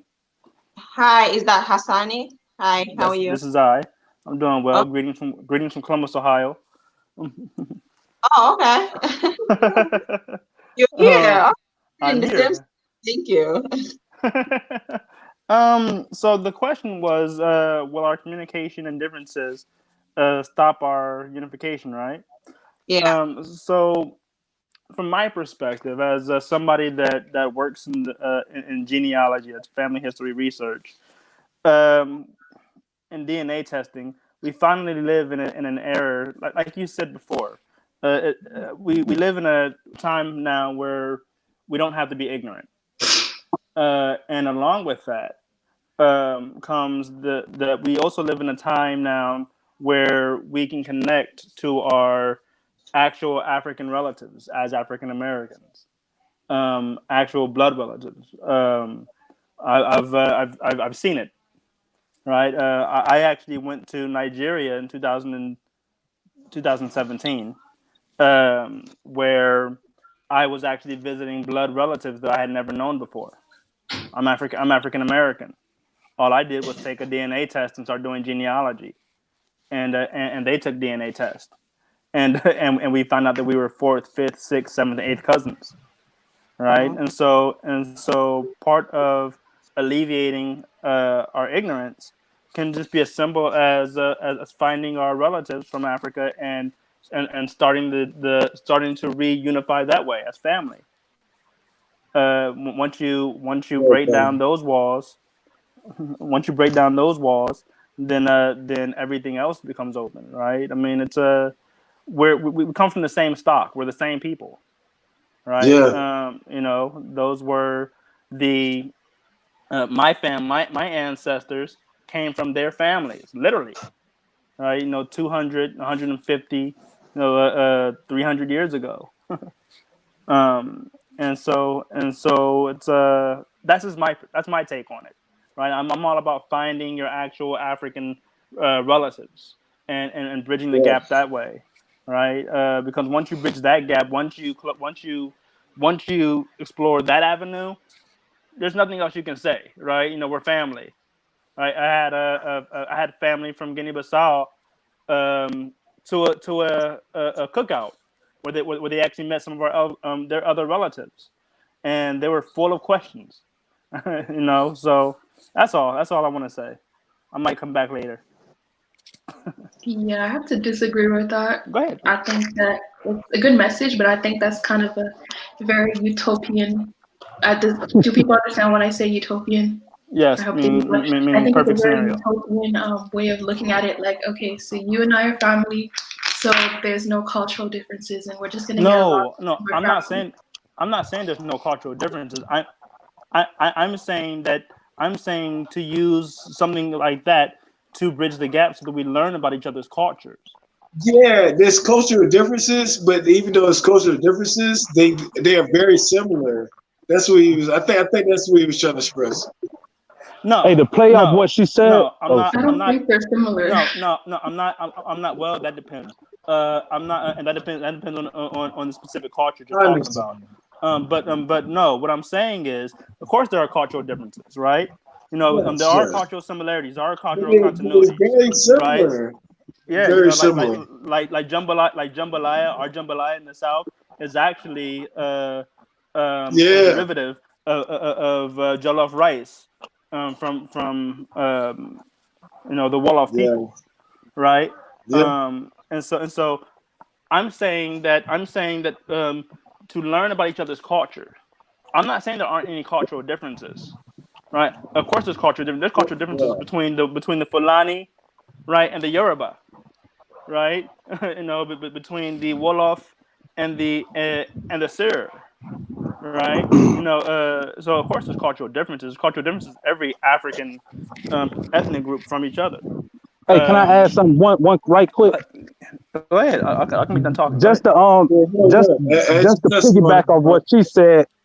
Just to piggyback off we said, I think this whole cultural, like learning cultural exchange thing is kind of overrated. Thank you. And like, especially as you're talking about from like a the genealogy behind it perspective, it's overrated. Like I got second cousins, like my grandma's sister kid, who, There you I go. mean, we that I care nothing, like we got real, like it's nothing there. Like it's nothing there, and that's my grandma's sister children, but my side of the family, we don't rock with them. So I mean, it's more to it than just learning about each other culture and the language. It's Take more care so of it. about Take being able care to of it. communicate and it's just more to it. I think that's oversimplification of it. Wait, Danny, what do you think that there's more to it? Do you think it would be like a compromise? I mean, just what does it mean to learn each other culture? Like, I mean, and who has time for that? Especially if you're talking about like grown people, like in their 30s and 40s. If you're talking about repatriation, like, I mean, come on, everybody not trying to learn a new language and change their whole wardrobe. And There's people so, I watching mean, this and don't even now But know do who we we have? can repatriation understand, we can means. But do understand, we? we could learn the social norms as far as how to communicate with each other. I think, and that goes beyond language and culture. That's just like certain Yeah. respect that we have amongst each other.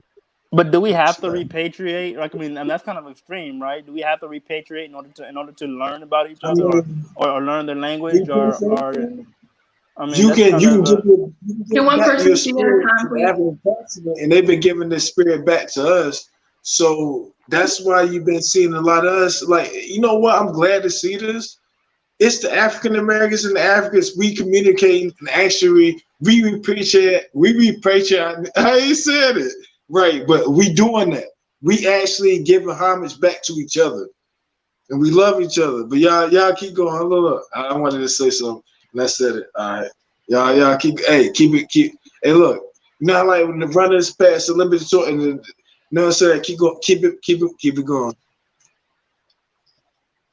Okay. I'm sorry, I had to move everybody because everybody was talking at the same time. But to respond to what Danny said, I think I understand where he's coming from. Yes. When we talk about learning the culture. But I don't think learning the culture has to do with you, like the way Danny said it, you know? I don't think it has to be like that. But I agree with him when he says communication, because when we're learning, we should be able to also communicate, okay?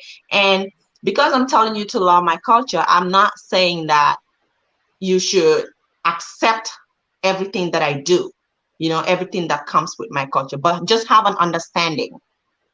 And I think when he said communicating, he's talking about having an understanding of somebody's culture, even though you might not agree with it. Am I right, Danny? Yeah, you're right. Yeah, you're pretty much right. Yeah. I just Okay. feel like it's more so the respect. I'm real big on like respecting each other because I feel like it's a lack of respect in these Pan African spaces too. And that's not Yeah. even, and I say that from both sides, and not True. even from like it's a lack of respect from Pan Africans as it relates to African Americans in America that translates over to other Africans that cause a rift as well. Like y'all don't Yeah. see it because you really on the outside looking in, but Yeah. it's certain sentiments that people express on this that if an Do we do African it? said it, it would that if an African said it to Hold on. the Let me say average what he African about to American say. could cause a problem. He right. The year 2020 was a lot of stuff, but you're gonna see all these new people popping up, and then like how the divide happened between people who are spiritually aware and got that positive vibe in them, and then people just trying to gain monetary gain or views or likes and stuff. He right. That's his stuff. I ain't saying like he would, but I felt what he was saying. Even though he got cut off, I ain't finished. I know what he was saying. Y'all heard what he was saying. He's right about that. He's right. You can see it. It's happening. But somebody, look, I'm gonna pass the torch back on to somebody else. Somebody, keep it going. Look, I I gotta put my think charge in. I think Donnie's not done talking. Yeah, he's not talking anymore, and I'm passing off the torch to say what he was saying. Nah, yeah, So if you don't understand that, okay. So nah, like anybody else want to keep passing on the torch and saying something, keep doing it. just relax. What did you say? King, did you say something? I said, your boy, he was saying basically there's a lot of things coming that happen to us. So we all need to pay attention and be aware of that. And then when somebody's speaking the truth, usually they get cut off, they get mocked, they get criticized. But that spiritual truth, the message is more powerful than the messenger. But somebody else keep it going, keep it moving. I think that This is what what we're I was doing gonna now say, is right? communicating. This Go ahead, Donnie, or this Danny. this pretty much it, right? I don't feel like it's enough. When you talk about like African American culture and being able to communicate and all that, I don't think a lot of Pan Africans that's looking to repatriate do a good job of really like educating Africans on African American culture, because so many African Americans who repatriate and they're so concentrated on being accepted by Africans that they don't really like invest in that cultural exchange, and they try to kind of like alienate themselves from African Americans in America during that whole process, which creates a little problem. Okay, thank you. Hi, Prince Yoko and James. Welcome to the live. And I think James here first. I don't know. James, go ahead, and then after you, Prince Ayoko can say something. Okay, I just want to add to what my brother just said, like about the African American going to parts of Africa and they're not really doing a good job teaching the Africans about the African American culture. I can say about the same thing here when I come to America. I came to America as an African. I met a lot of African American men, and I try to tell them exactly what our culture is, how it is about. They ain't want to hear it. Some of the They ain't people want to told me hear I it. was lying. They didn't They ain't believe what even I want was to saying. hear it. They ain't, yeah, You that's how it know, is. so Listen to if we have to, well, if you're talking about doing a good job, then we have to listen to one another first. The last time I checked, when you go to Africa, there's not a lot of people with cell phone, with internet, laptops, and all kind of devices where they can check their information. I know the internet is not a good place to learn. I get it, but we have a lot of people here in America who have the resources to learn about Africa. They have the time to learn about Africa. If you really want to learn, you can do that on your own. And yeah. then the Africans can come in and they add to it. So when I meet somebody who is that ignorant, I don't know where to start. I'm like, okay, you guys marketed this country as the best country in the world, in the world. So you're supposed to know something, at least learn something, so we can begin the conversation. You know. So if you I don't know think you're missing a anything and valuable point, though, brother. you are giving me random stuff that you saw on TV, and then when I'm telling you it's not that, and you don't want to believe it, then I'm not going to talk to you anymore because you chose not to know. You chose not to No, know. I think you're missing a point, though.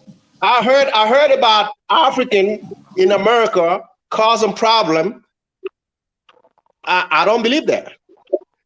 I don't believe that. When you listen to Tone and all these people from the ADOS, you can see the tension coming from their mouth towards Africans and African migrants. You can hear it from yourself. I don't need somebody to come and tell me, oh, this is not happening. I've been listening to this show, and I listen to criticizing African, criticizing our culture, criticizing things that we're doing that may be wrong. But sometimes you hear African American, they say nothing about their people, nothing. What they do wrong to Africans here in America. They say nothing. They sit there and be like, oh yeah, Africans, they don't want to mingle with us. Come on now. When is going to be the time for you to think? Maybe we're doing something wrong too. Maybe we're doing something wrong too. Maybe we're saying things that they don't like. Maybe we need to listen to them more. That's what I want to hear from your part. Every time when you come here, Africans are doing this, Africans are doing that. So I don't know. We're not going to engage if you guys don't want to take the time and figure out ways how we can communicate. You come to us like, okay, we're causing trouble here, and I'm telling you, what kind of troubles are we causing? Name them. Okay. I'm gonna mute. Can I respond to that? Can I respond to that? Can I respectfully respond to that? Yeah, respond to that, then I can let King respond, because I want the brothers to respond to that.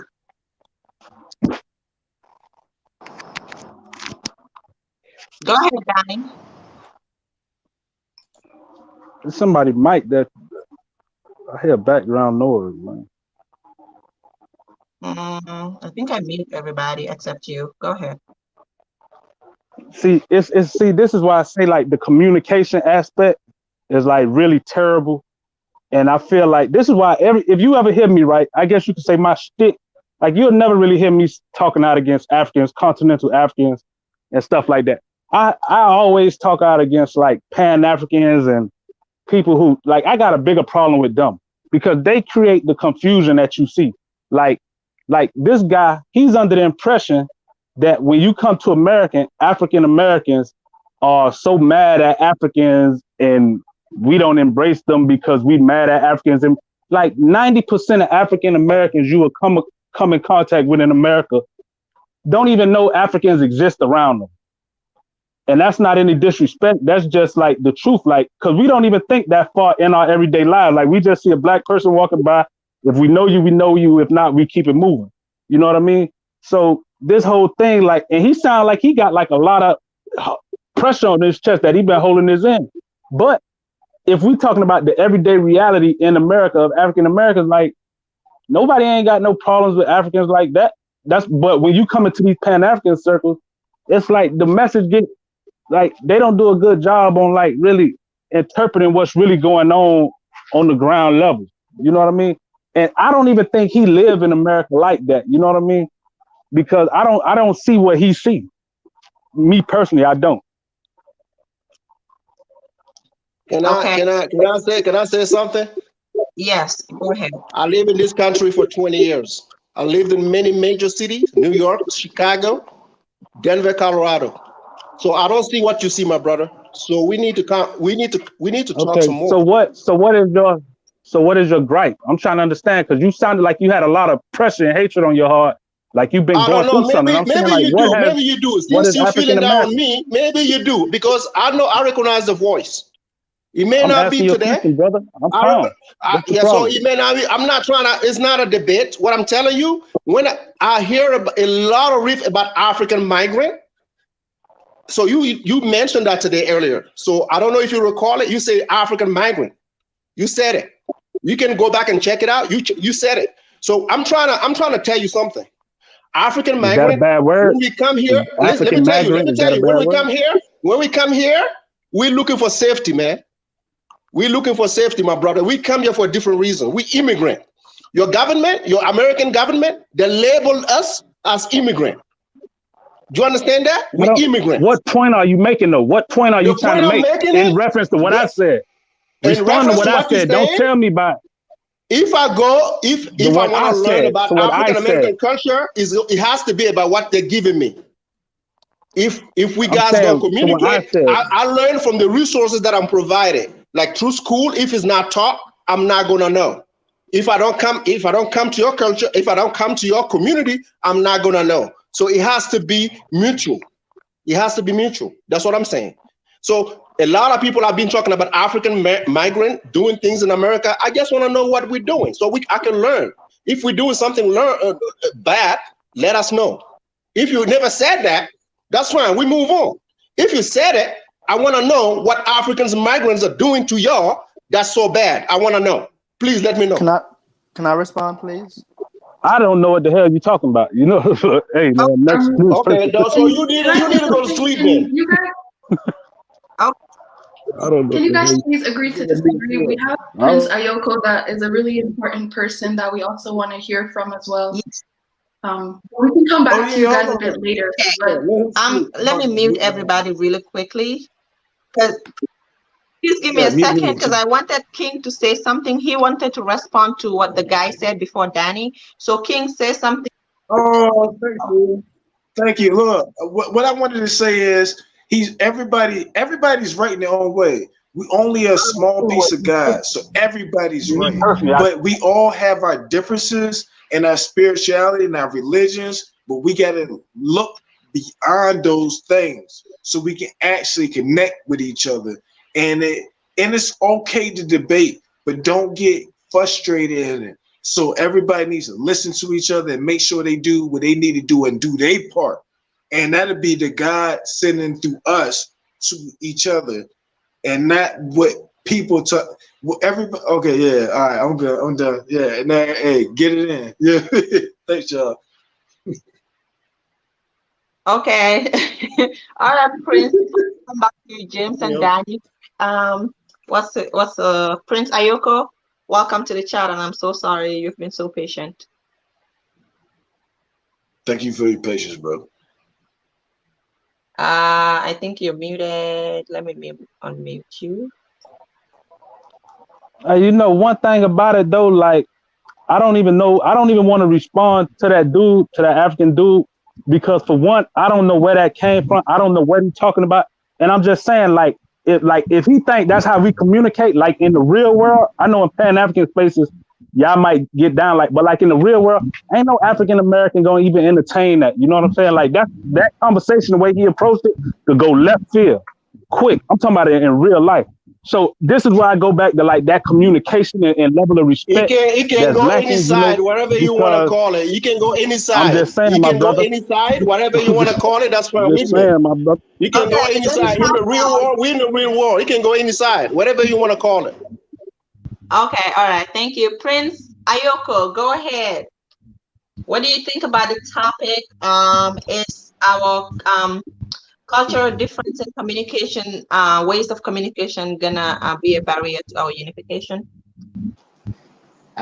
Good evening to you, my sister, and good evening to all your panelists. Good evening to all your listeners Mm, that is on Think board tonight. communication, So, ways gonna be a barrier to our unification? come again? Yeah, go ahead. Yeah. Um, I have been listening to all these conversations, and it makes me sad at the same time, makes me, you know, laugh at what is going on. It's like when people come to a cinema and just try to make fun for people to laugh. This particular conversation doesn't look like something that we are doing to achieve or benefit from, based on what people are talking about here. I'm not saying that I'm based on what everyone is saying, but I'm listening to what each and everyone is saying. I'm recording it down, and I've been patient and listening to it. And I already know what caused all of this. I know, and I don't have to take anyone for granted. But all I know and what I have to share with you, my brothers and sisters, tonight is that when two brothers fight each other to death, who would inherit their property? It is a stranger, right? Yeah. When two brothers struggle, fight to death, who do you expect to inherit your property? I'm asking you, especially this my brother that has, you know, said that, he called me an African dude. I don't blame you when you call me an African dude, because you don't know who I am and I don't know who you are. The issue is that we blacks always want something that will be good for us, but we never come into conclusion as to what to do to make it good for us. We never take our time to listen to each other. We never take our time to work with our ideas together. We never try to be patient to see what is going on and to know what to do. To know to deal with the exactly situation. So I'm telling you, my brothers and sisters, that when we remain in this situation with disagreements, with anger, look, let's forget about ourselves and let's think about the next generation. I believe that almost, like, if I'm mistaken, about 30 to 40%, I'm just going to bring it down lower, of us who are in this conversation are parents. Either, either our wives, our husbands is still with us, either we are divorced or whatever, I believe that about 30 to 40% of all of us who are in this conversation are parents.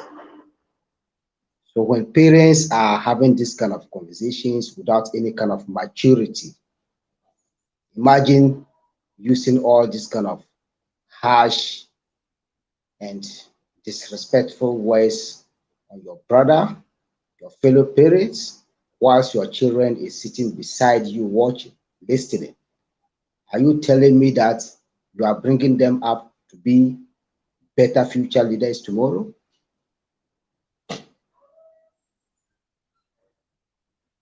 We have to be very thoughtful with whatever we say to people.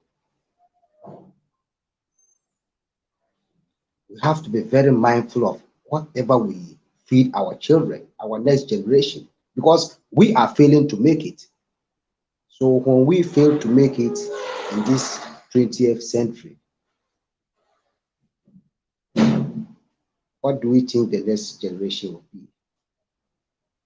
Are we saying that because our ancestors has went through all this and we are also coming to go through all this, so and therefore our next generation and the generations upon generations to come should also go through this for the rest of our lives as Black people? Is that what we telling ourselves? How were we brought up? Most of us. Were we brought up to hate each other? Were we brought up to love each other? Were we brought up to uplift each other? Were we brought up to build ourselves, our family, our community? This is all what go. That's why we have all these problems. Yes. When we put down the weapon of hatred, when we put down the weapon of hatred,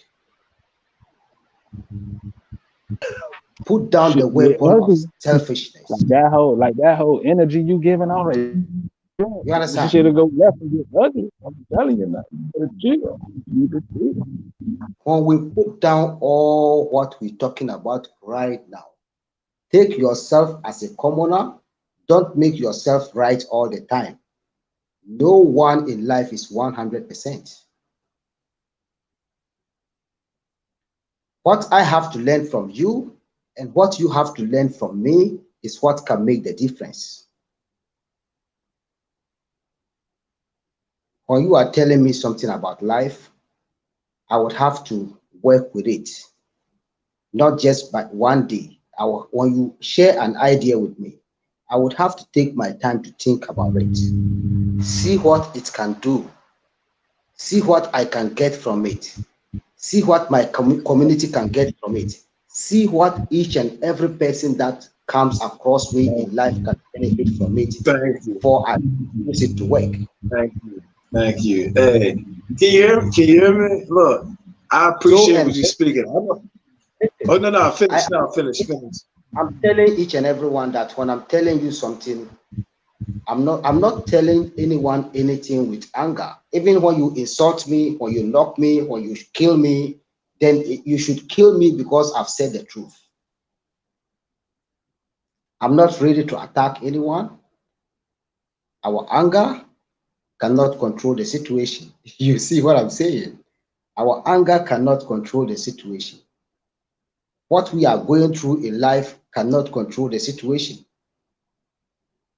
The only thing that can control the situation and bring the difference is all about understanding, respect, and obeying each other's opinion based on what it is. No one is a child here. Everyone is an adult here. When your fellow adult tell you something, it is what you pick from what he tells you that you believe.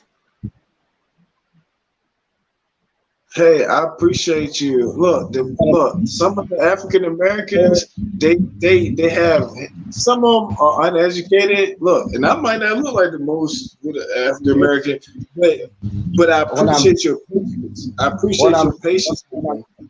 When I'm saying something that is a must for people to listen and to benefit from. Whatever it takes me to say it, I will say it. When I become upset, you will feel like I'm not a human. But I don't reach I don't want to reach that stage because I control my anger, like I can control my anger. Everyone can be upset, but why are we not upset? Before you become upset about something, you have to think about it before you become upset. You have to think very well before you become upset. You just don't become upset because of the situations that you're going through. Do you know what your ancestors has gone through before you become to become upset? Do you know to each and everyone who are here? Did we ever see a person being hanged in the public? Do we know that this has happened to our ancestors or no? Did we ever think that the white man has ever come here, fight our ancestors, capture them, take them to whatever part of the world they want, and do whatever they want to do? A lot of people are blaming Africans because they feel like it was Africans who sold our ancestors to the white man. I can agree to that, but based on what I have learned with regards to what my elders has taught me and what my oral historians has told me, and with regards to the physical evidence that I've saw in the past, I can boldly tell you that it was the white man who has brought himself to Africa. No African has ever invited the white man to come to Africa to do business with them with regards to slavery. None of our ancestors has ever invited a white man to Africa. So it's me and you. I'm asking me and you that right now, when I am going to do business with any one of you, we have to first of all communicate, we have to schedule a date, we have to fix a time, you meet me and we do the business. Did any one of our African ancestors at home ever invited a white man based on a business like this? Whoever has the evidence should raise their hand. No, I don't. I think that's a non-issue right now in 2020. Like, I know a lot of people like to go back to that, but I don't see too many African Americans that even like think that far, even care that much about whether or not Africans sold us or not. What I am saying is that we have a historical site here in the north of Tamale, where the Germans clashed with the Dagomba ethnic group of northern Ghana, the Dagomba Kingdom. In our history, it is called Adibo Dalla. Up to present day, when you go there, you see the graves of the white men and you see the graves of our ancestors who fought for us, and they buried all of them there. Thank you very much. This was the era of Na and Dani. He said that no white man would capture that one over his dead body. I mean, when he is alive. He said the white man can only capture the bone when he is not more alive. And that was what happened. The German has fought through from the southern part of Ghana through to the northern part of Ghana. When they were heading closer, he said, no, relax. No one can overcome us. When they fought them, they ran to Togo. And, you know, that is why I hate politics the most. I don't want to take you far on that, but what I am going to tell my brothers and sisters in this platform is that this, when we are trying to find a solution about something, this particular conversation is about, why are we not able to cope with our communications and our cultures? First of all, I'm asking each and every black man or black woman that when we call something a culture, tradition, or communication, what is the differences? Can you practice tradition without communication? Can you practice culture without communication? No. Even when one people are practicing the same culture, they have to still talk. That is communication. The only thing that can bring respect to this and any kind of good changes and progress to this is about self-respect. You respect the other, self-love, you love the other, and then moving forward in life. Okay, Prince, can I cut you right there? Yeah. Thank you. Okay, thank you so much for your contribution. And of course, I'm gonna come back to you later, but I have some new people here who did the intro. Okay, thank you. Yeah. Everyone's opinion, ideas is welcome.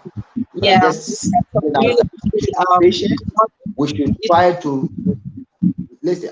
Please, my sister, I'm not cutting you off based on what you are saying, but what I'm saying is that please let's always try to maintain our patience and control our anger. When we are able to do this, we can move forward. But when you want us to go in the same way, in the same path that we're dealing with, then no problem. In the future, when it's bad, it is you and I who cause it. And don't put the blame on any ancestor. Thank you.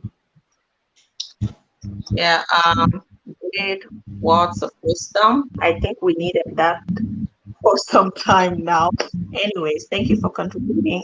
I have Armstrong on the panel. Welcome. In the future, when it's bad, it is you and I who Hello, cause it. sister. How are you, man? I'm good, thank you. Oh, we lose him? Okay, seems like he's gone. He's gonna come back. All right, hey, can I say something right quick? Hey, I appreciate you, Sammy. Hey, look, I've been watching videos. I learned a lot, and you bring up good teachers, good brothers, good sisters. I appreciate it. Like, I appreciate it. Like, I've learned so much from people. No matter how much we disagree or agree, we shouldn't focus on debate. We should focus on the learning the truth from each other. And that's all I got to say. That's all I got to say. Thank you. You're right. Is that Danny? Oh no, that was me. Look, that's me. King Genocide. Look, Oh, okay. Yeah, look, yeah. I finally said something. Everybody want me to say something like this and third. Look, I'm gonna get all dressed up and ain't even worried about that. It ain't about the messenger. It's about the message. So it ain't about the messenger. It's about the message. See, if people ain't took the part in their time to spiritually understand the message, that's what you got to do. You just pay attention to the message. But like I said, every time I speak, I just want to hear everybody else talk and build, because that made me feel better, because it's actually like-minded people like me who actually want to be spiritually built better. So it ain't about the message. It's about the message. Okay. See, if people... Thank you. Armstrong, you back online. Come on, say something. Hi, thank you. Hello, Sammy and everyone. Can you hear me? Yes, you can. Yeah, thank you very much, man. Thank you very much. I've been waiting to get inside. Listen, here's the thing. I appreciate you for organizing this live. Actually, I'm from the Gambia, so yeah, I'm calling from the Netherlands right now. I've been in the US for some time, maybe a couple of years, 3 years for studies, but I don't complete my studies there, due to certain constraints. Yes, of course, I had my difficulties with my brothers, from the US, and that's okay. I have difficulties with people in the Gambia as well. So my problem here is generalization. You cannot put everyone on the same basket. It cannot work like that. When we are speaking, we have to be very logical and uphold certain level of respect, even though it's social media. Do you know what I mean?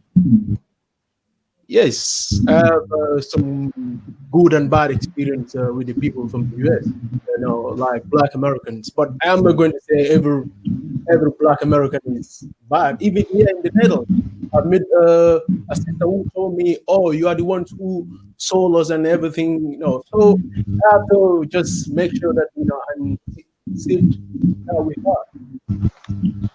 Because I've never been told that before, and my version of history, the history that I learned in the Gambia, like that, it doesn't entail that. You know what I mean?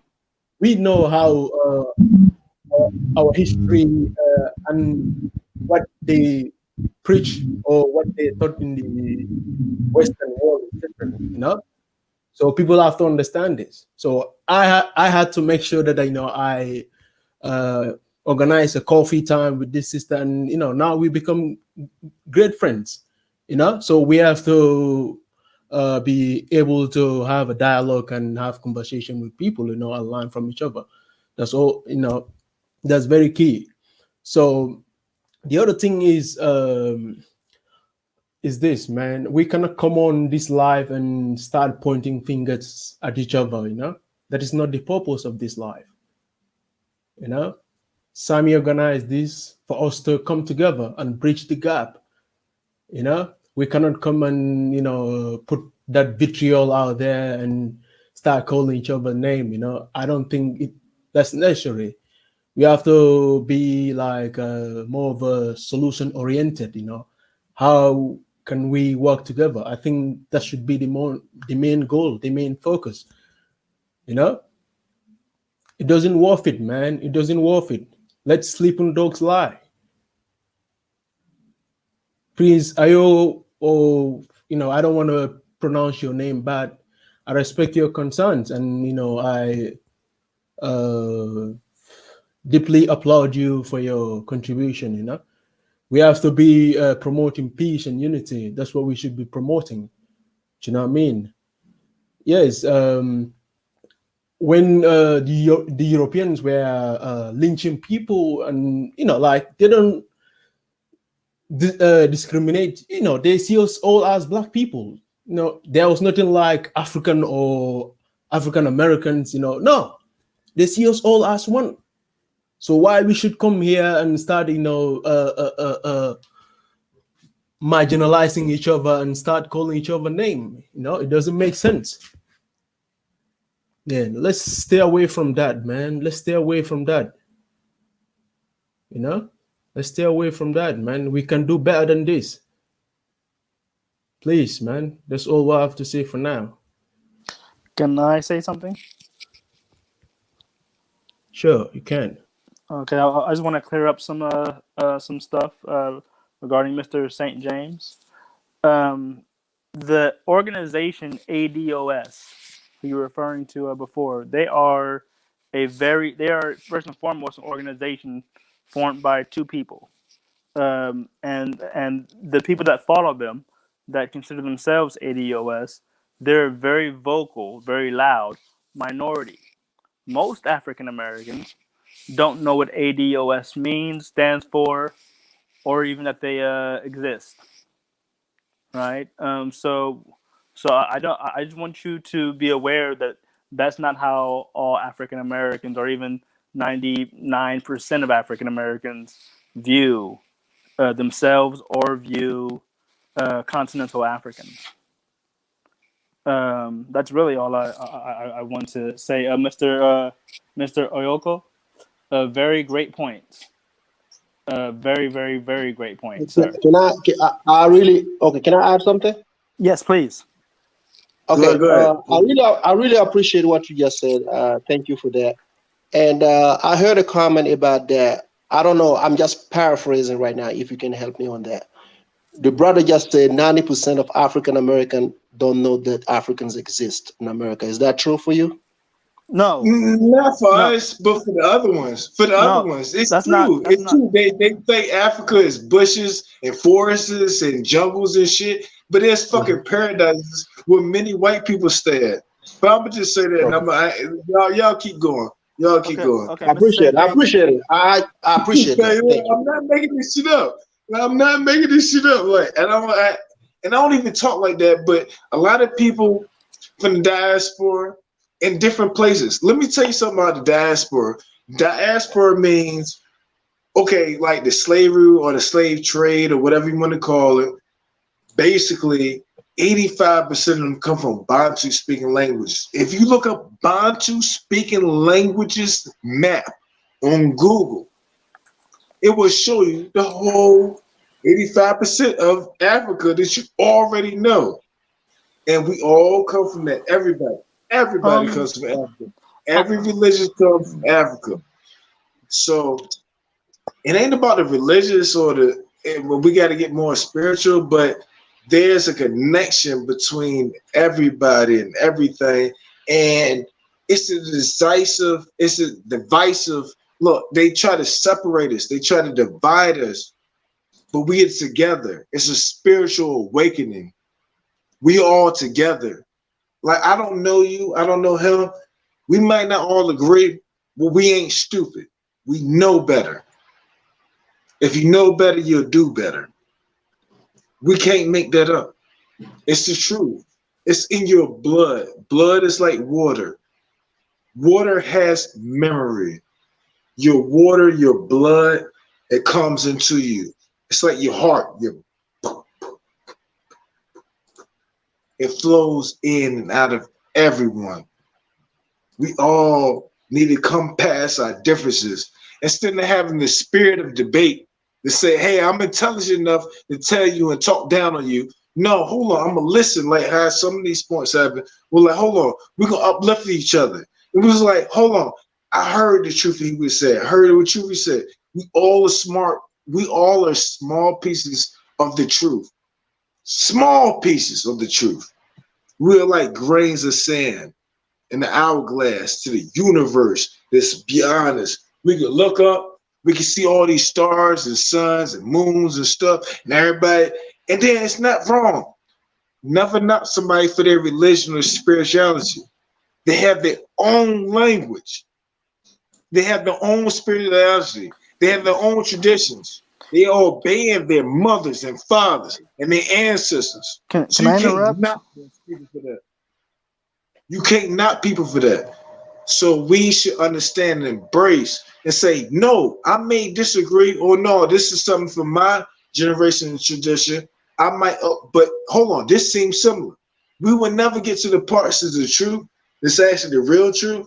And if we go amongst each other back and forth, we can't do and y'all was doing a good job, but this is something that should be explained. And that's what I wanted to say. But look, hey, look, hold on. Anybody want to respond or say something to that? Please give your input, positive input. There's a spiritual synchronization going on. It's like water. When you see water drip onto your glass and your window pane, they go together. That's what's going on. And that's what I want us to do. Thank you so much, King. I really appreciate that. And Prince Ayoko also, yeah, you brought in a calming energy. Hi, Hassani. Yes, ma'am. Hello? Hello, Yes, can you hear ma'am. I can me? hear you. Yes. Do you want to say something? Well, I kind of lost my train of thought. I guess I'll say that most African Americans, as more data is coming out, most African Americans appear to actually have a lot of Nigerian ancestry to Mr. King genocide. We have some Bantu ancestry from Central Africa, but most of us have a strong affinity towards Nigeria and other, to a lesser degree, West African countries. I really lost my train of thought. I was going to respond to Mr. St. James, but I'm out. I'll regain train of thought and come back later. Okay, no problem. That's not a problem. It happens Oh, to me. wait. Okay, since Now I remember. I remember. Okay, so one of the great things that's starting to happen, especially I guess since we've all been in this 2020 pandemic year is that a lot of podcasts and a lot of YouTube live streams are happening between continental Africans and the diaspora, whether we're multi-generational diaspora or first and second generation diaspora. A lot of positive communication, a lot of back and forth, a lot of cross affiliation between channels is happening. So the discussion is being had, right? The respect and the bridges are being built. So I think that's a positive to take away from all of this. Okay, I'm back to muted. All right, thank you so much. And where is James? Hi, James. Okay, I'm gonna give you a chance again. Go ahead. You've been quiet for a while, and then I can let Lotus speak after you. Hello, James. I'm listening for now. Oh, you're listening. Okay. Welcome. The feedback is very good, so I will listen. I will listen right now. Okay. Welcome to the panel, Lotus, and thanks for your patience. Go ahead and speak. Lotus. Hi, were you speaking to me? I couldn't hear. Yes, I am. Hi, Yeah. Benta. It is so good to be here. Thank you so much. You always have wonderful content. Thank you. And peace to everybody on the panel and the chat room. So the only thing that I really wanted to say was that typically when Africans do come to America, normally they move to the suburbs. They don't go to the projects and the lower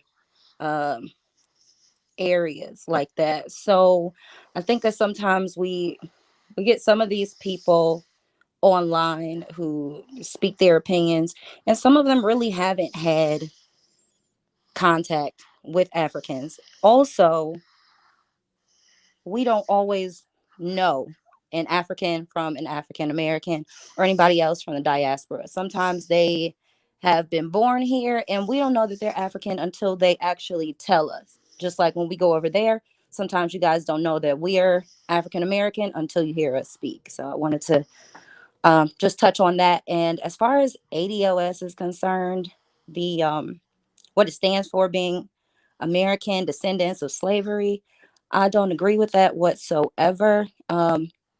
Slavery is not a nationality or a lineage, so I don't see how we can say that we descend from slavery. So anybody who really has contact with those types of people, trust me, us African Americans and Pan Africans have our share of problems with the ADOS community as well. So it's not like, we're over here agreeing with those people.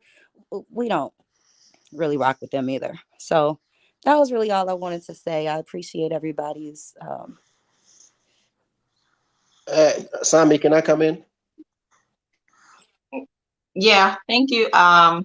Lotus Rose, I appreciate your contribution. Thank you so much. Yeah, you can come in. Sammy, what I was just trying to say is that I'm not angry at anybody. What I was trying to say is that, I listen to a lot of, shows on YouTube, and I heard a lot of African migrants are doing bad, like doing certain things in America, in the United States per se. So that's why I took the opportunity to ask my African American friend. It's not like I'm trying to call somebody out. I'm just trying to understand, exactly if these Africans, including myself, if we are doing anything that are causing damage in the communities, please let us know. Let's have those kind of conversation. This is also bridging the gap. It doesn't have to always be let's go to Africa and build unity. We can build those unity here in America as well. If I heard a lot of Africans that are doing those things, I can come in and ask, because I live in this country, so I can ask, maybe we're doing something wrong and we don't even know ourselves. So that's why I'm asking. I'm one of the people that care. Hey, Brother St. James, I'm one of the people that care. And I know people from my continent. But I am an African American. I'm not one of the people who blindly talk ignorant and think mean or bad on my people. That's my people. That's my not only my aunt, that's my brothers and sisters. Some of us over here in Africa, some of us, some of us in America who's African Americans have a blind mindset. They are blinded. They are brainwashed. They are confused. The propaganda is very heavy on them. Their sorcery is very heavy on them. So when you try to speak to them, they listen to our music, our style, and different things. They automatically accept somebody who doesn't care about them, that profits off of their downfall, and then looks down upon y'all. And I appreciate my African brothers and sisters, Sammy's Treasure. Thank you. Thank you for actually creating a channel for people to actually speak. I'm an African American here in America. I want to keep saying I'm in Africa, but I'm not. But I'm an African American. I love y'all. And I appreciate y'all sending y'all positive vibes to us, because the media portrays us in a negative light. They portray us in a negative light. How many times? Well, I'm gonna just do it. I'm gonna just do it. Look, how many times have you seen any other person but a black male in America getting killed on the news? I'm waiting. They betray Can I us in a respond to what the negative light. African guy said? Look, they betray us in a negative light, and most of us is ready to connect with y'all, but they call our countries that we come from, that we were snatched from, shitholes, and charge us twice as much to even go there than the European country. You can look this up. The things I speak of is from a real African American, not the ignorant dude from the hood. It's the truth. This is the truth. But we don't get taught. We don't speak about these things. And I appreciate my African brothers and sisters speaking about these things. And I usually, when I talk to most of the African American brothers and sisters, most of them know it, but they act like they ignore it. And they don't want to talk about it because they scared. What's to be scared of? Even Trump said, what do you black people, what do you got to lose? I ain't got nothing to lose by telling the truth. It's the truth. If we don't talk about the truth and get over debating and telling somebody how they wrong about something, we ain't gonna never get nowhere. And that's from an African American. Yeah, y'all keep going. Hey, keep it moving. Keep it moving. Thank you, King. Thank you, Sammy. Yeah, I love y'all. I love my African brothers and sisters that connected with me. Y'all keep going. Keep it moving. Okay, Donnie wants to keep it moving. Yeah. Keep it moving. I just wanted to respond to what the African dude said, because I don't think he really cognizant of how he came across and what he did and how it really adds to the division, and it doesn't really bring us together. So now you coming out aggressive towards me when I didn't say anything about Africa. Nothing I said in my whole spiel was about Africa. I was talking about African Americans, and you come with that aggression to me. Now, granted, I don't know what you got in your chest, what you've been through in your life, or whatever. You don't know what I've been through, and I can assure you that you don't really want to go there. Like, that's not something that we need to even be come together to go there. Sammy, I took Relax. the time to listen, Relax. right? I took the time, Sammy, I took the time to listen. Look at this. Just listen to this. I'm gonna pass. I will pass. Just listen. I will pass. Okay. So what I'm saying is, because he don't get it. He one of the type that don't get it. He won't get it. Like, he real emotional about this whole topic. But what I'm saying is, when you talking about dealing with African Americans, if we don't have the communication aspect of it, then it will go nowhere. It will do more harm than good than even having these discussions. Because it's a way that with African Americans, where we throw up a block, boom, and it's really, like I said earlier, it can go left. But if we don't have that really mode of communication, because I don't want to know about what you think. Because like I said, I never had a problem with Africans. When I was speaking, I spoke about never having a problem with Africans. So why would you bring all of that you had to me? It's kind of crazy, and we got to look at it like that because we do a lot of generalizing when we talk about these issues. Okay.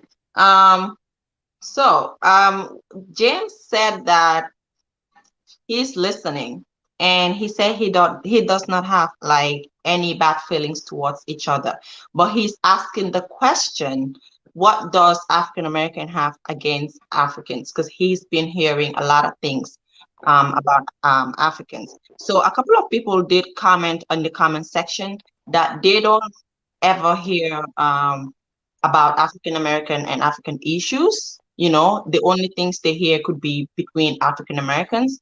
And someone said that most Africans are usually in the suburb area, and you will barely hear Africans having issues with African Americans. So if you're African and you have issues, or you think that African Americans feel some type of way about it, you can say it in the comment section. But can someone answer, like the brothers African Americans, can you guys answer James' specific question of what African Americans have against Africans? If we continuously telling you that we don't have no issues, or that it ain't nothing, it ain't a big deal, why do you keep on insisting that we have an issue with you?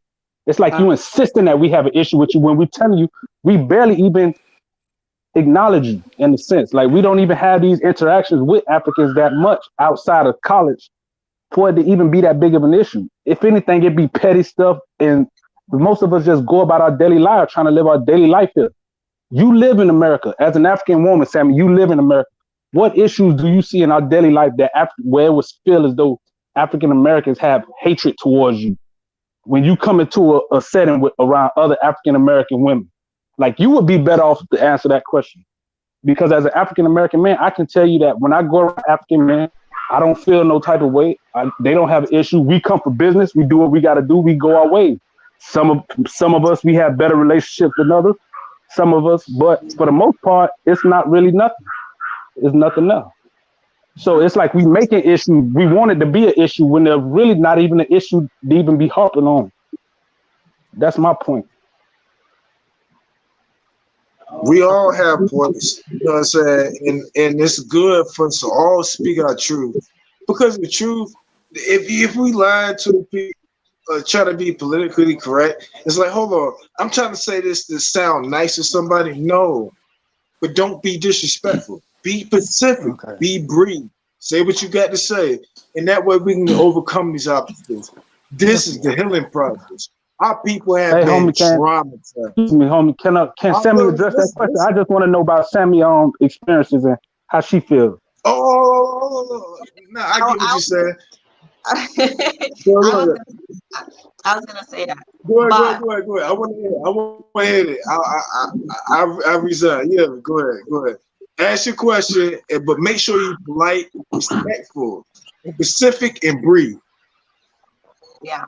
So my experience with African Americans is, I would say, twice, you know, and I didn't feel, I felt bad, but I didn't hold it against other people who are innocent. You get what I'm saying? I didn't judge everybody else based on my experience, because I was already surrounded with others that were loving and caring and, you know, were respectful. So I knew that, you know, that's that person's personality. But someone once at work was not talking to me, but I was behind when they didn't know that I'm there, and they were gossiping about another African lady, and they were saying how they hate to work with her dumb accent, you know. And that's fucked up. Yeah, that's fucked up. Yeah, I felt really bad. Even though the lady was not there, I had to be in the middle of that argument because I was the one that heard it. So yeah, and then the second one is Okay, hold on a second. I don't mean to cut you off, but how much of that interaction that you witnessed was it specifically about that African lady and maybe her personality or her characteristics that made them feel the way they feel, rather than it just being generally her being African? Because if they did the same way about you, then that would mean that it was less about her being African, maybe just about her. specifically. Yeah, but you're right. But then when you talk about her accent, now I'm also feeling bad. Could my accent be as dumb as well if you think her accent is dumb? No. It's good to have an accent. That means you speak more than one Hey, language. hold up, Most homie. people joke about King, Homie, hold King up, homie. Genocide. Can you mute don't even yourself? speak King more than Genocide, one push language. mute. King Hold Genocide, push on. mute, Let me just say please. this. Most Okay, people who joke Man, you need somebody to mute about homie, having an man. accent, they don't even speak more than one language. So a person speak with an accent, that means they speak a primary language that is not the one that you speak. And they took the time and consideration to learn your language to speak to you.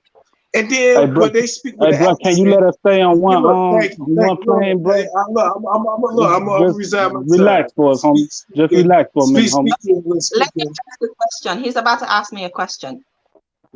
But like I say, how much of it so you took offense to the fact that they specify her accent. But if it was a Latina woman and those chicks said the same thing, would you feel offended? Or is it that I tribal instinct within you?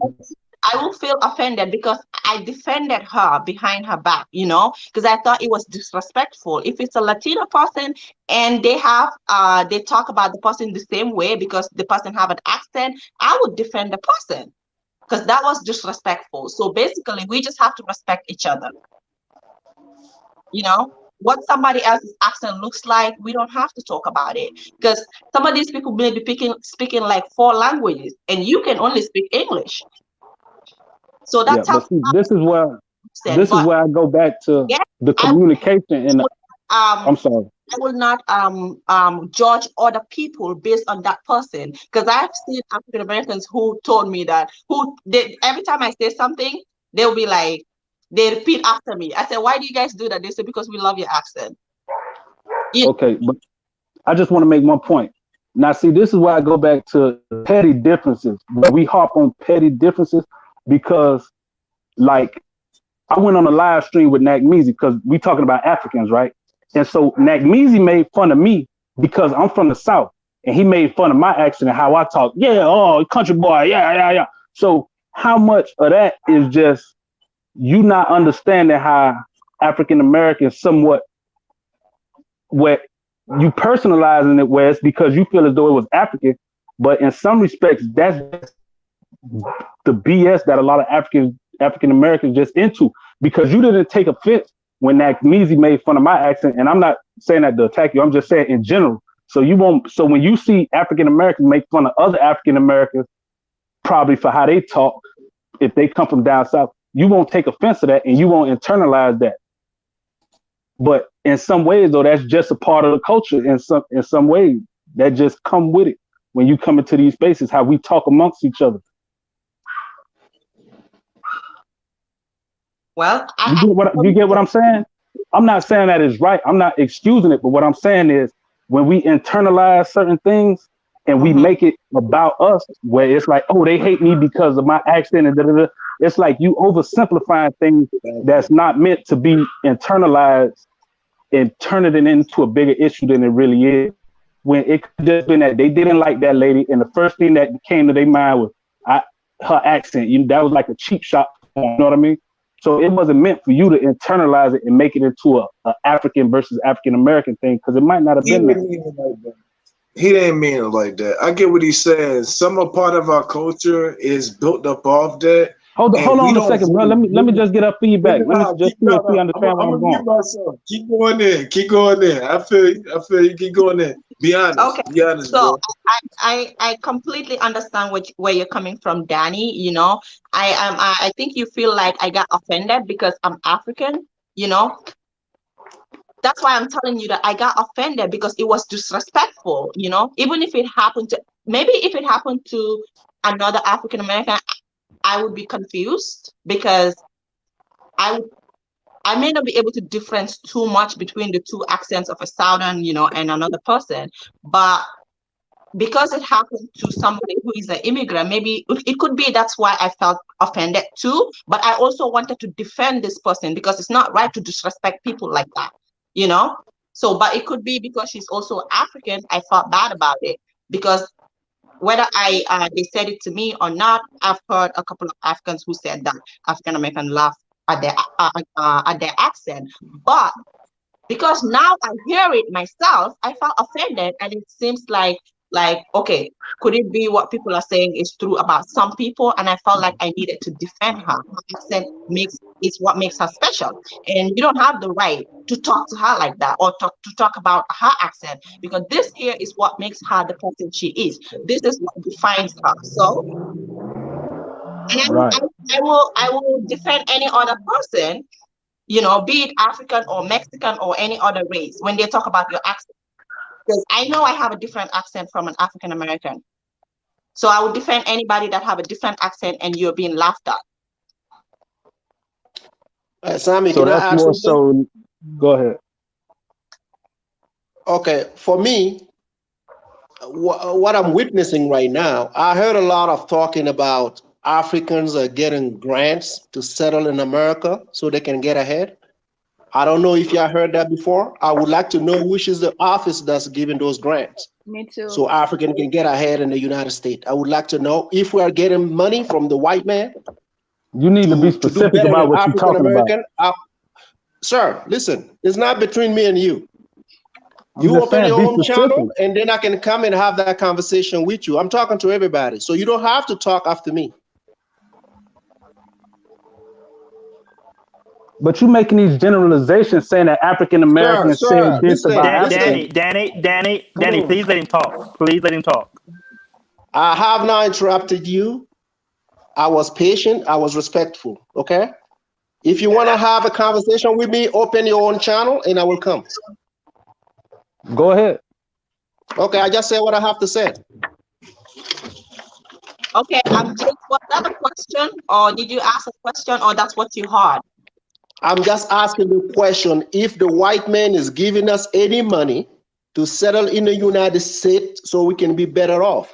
I would like to know if we are getting paid or any kind of help that the white man is giving us, the American government, to our African migrant, so we can settle in America. If that's true, I would like to know. Okay. Who wants to answer that? Because I don't know. They don't give. I don't think that's true. I mean, they have opportunities, but like the way you expressed it, that you heard people say, I don't think it's that serious. But there are opportunities, for us. Because we hearing that, like, okay, I'm not gonna name those people. Like, we hear it, like, yes, you guys came after everything was said and done. We made sure everybody's okay, and then you guys came now, and you are making money. You don't care about us, and you are in your community. You don't talk to us. You don't mingle. You don't socialize. For me, those part we can debate that, but I just want to know about the money part. The money, the checks. Are we getting those checks? Are we getting those funds? That's what I'm trying to know. If we are getting any money. So because this is very important. That's the money part. That's what I'm trying to know. St. James, you're not getting any money, man. It's not true. You're not getting any money. I'm sorry to tell you that. I'm sorry to tell you that, but it's not true. Yes, I mean, can I speak? Can I speak? Hi, because hi, honey. I'm gonna let him speak, and then after you spoke, Prince Ayoko, you can go back because I miss you. So, hi, beautifully black. How you doing? I'm fine, girl. You got a lot of testosterone over there. I know, right? I'm here like, shoot, I'm gonna get me some bush and drink some chamomile tea and lavender. The guys don't play. Ooh, y'all on some cow testosterone.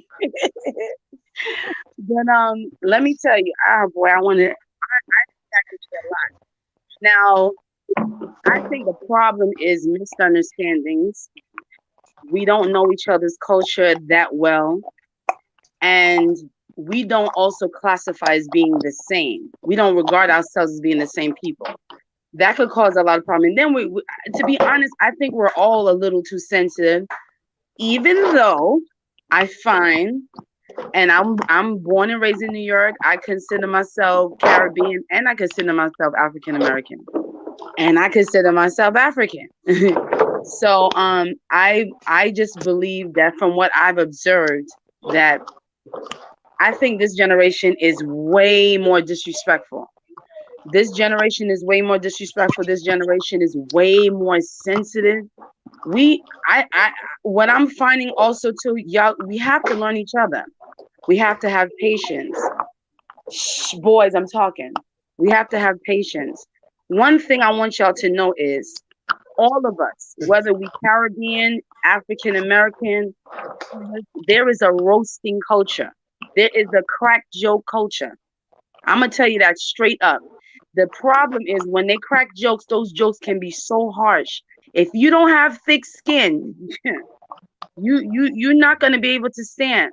Another thing is that when somebody is angry, no matter if they don't even feel a certain way, if they see that this can hurt you, they're gonna say it. They're gonna say something to you. Like for instance, let me tell you, I'm gonna give you an example. A white person don't necessarily have to be racist towards you. But you piss them off enough and you a black dude, they probably just might call you a nigga. It doesn't necessarily mean that they're racist. They say, well, that's the best cuss word I can cuss you out right now and call you, and that could hurt you. And I was born and raised in New York, and I was born in the 80s, right? So my time is different from what I'm seeing now. My time is when we're about to come into a different type of enlightenment, where Black Power. I've never ever seen when I was growing up we had any problems with Africans or Caribbeans. Everybody was just like coming together. But we have to keep this in mind. The United States is very big. Everywhere you go in the United States or anywhere, one neighborhood may have a different culture from a neighborhood. That's even within Africa, I'm sure. You can have one tribe, but if you go maybe in the northern part where that tribe is, they might have a different culture, a difference in culture than the tribe that's in the south. That's probably the same tribe. Like there's houses in Nigeria, there's houses in Ghana. I can guarantee you there's a little difference with the houses in Nigeria than the houses in Ghana. If I'm correct. Am I lying? I could tell you the Fulanis in Nigeria are different from the Fulanis in Gambia. I'm telling you I'm right about that one. So you guys have to really learn each other's culture. And we have to keep in mind that maybe some things that we're saying or that we may find as funny may not be respectful to someone else. Another thing, I was growing up in school in New York. Child, I'm telling you, if I didn't have thick skin, I would have been jumped off the bridge. These kids is ratchet, okay? And you better know how to come back at them. And let me tell you, it will be the Say that one more time. I said, when I was a kid, I'm telling you, I had it so bad. They didn't look at me and say, oh, my parents are Caribbean. They didn't even know sometimes. And they never looked at me like I'm different. Nobody looked at me as different. I'm just now up in my older age, realize, oh, okay. Yeah, I know my parents are Jamaican, but I never really looked at it like I'm not African American too. Because all of our forefathers were slaves. I have a big gripe with African Americans when they say, and I have to say it like this, not to say that we're different, but I got to say it like this because this happened. And I'm not even just going to African Americans because this happens with all of us. Oh, it's not just, you can't make it seem like you're the only one that been enslaved. Let me tell you something. And I know everybody look at us as like, okay, you're American. But honey, there's South American, there's Central American, there's North American. You know what I mean? This is the whole American continent. These are the Americas. So, and we have to realize that the slave ships went everywhere. And the slave ships didn't just go to the Americas, guys. It didn't, I'm telling you. And yet, we have to realize too that, you know what, everything started from Africa. We are all connected. We're all connected. And I want to talk to our African brothers. I want y'all to know that sometimes you guys may not understand culture. So you might get more sensitive about something here, which is natural. And that's where I can see where the confusion may come in. or you may have someone have a bad encounter with someone. That doesn't mean that everyone is like that. And to be quite fair, um, Africans have had bad experiences. Black Americans have had bad experiences. Caribbeans, and I'm Yes. gonna be and another thing I want to tell y'all, I've never ever looked at Hispanics as being different from us. I never did. Nope. And I know some of y'all may look at me like that. I have an issue with that. You know why I didn't? Because I grew up in New York City, right? And in New York, I just never looked at the Hispanics as not being black. I never did. I never did, because their culture is just like ours, but they just mix with more white. And then ancestrally or genetically, they are part white, part black. They're just more white than they are black. I'm telling you, how are you gonna be in the Caribbean Ocean and the slaves went there? And we all know the Native Americans and the natives here were Africans. Y'all better wake the hell up. They were Africans. They were Africans that migrated here, made kingdoms here, who will rise and fall in kingdoms over generations, centuries that were here. We just need to become more enlightened. We need to research. We so boxed in our minds. But I've There you never go. ever looked at a Hispanic as not being one of us. I never did. But you know where all that come from? That come from this mulatto thing that they did, because I'm telling you, all these classifications started it changes over time, because all it did is create nothing but division. But look how the Yeah, the ancestry propaganda. DNA is showing that we all related. We're all related. How the problem is that we don't see us as being as one people. So look, we One sound like a people. bunch of bitter, bickering people from one family, or a man that got a whole bunch of kids all over the place. Oh, mommy likes you better. Daddy don't like you better. Oh, I don't like you because my hair is straight than you. Why didn't I get straight hair? That's what we sound like, y'all. This is I'm true. I'm She just ain't so lying over it. about I'm that. so over it. She ain't lying about that. She never lied. All that she Y'all just need to spoke stop about, the damn mess. Let me tell she y'all what never happened to me lied. on She Facebook. never lied. It's Let people me tell saying y'all that what that's happened to listening to this me. right now.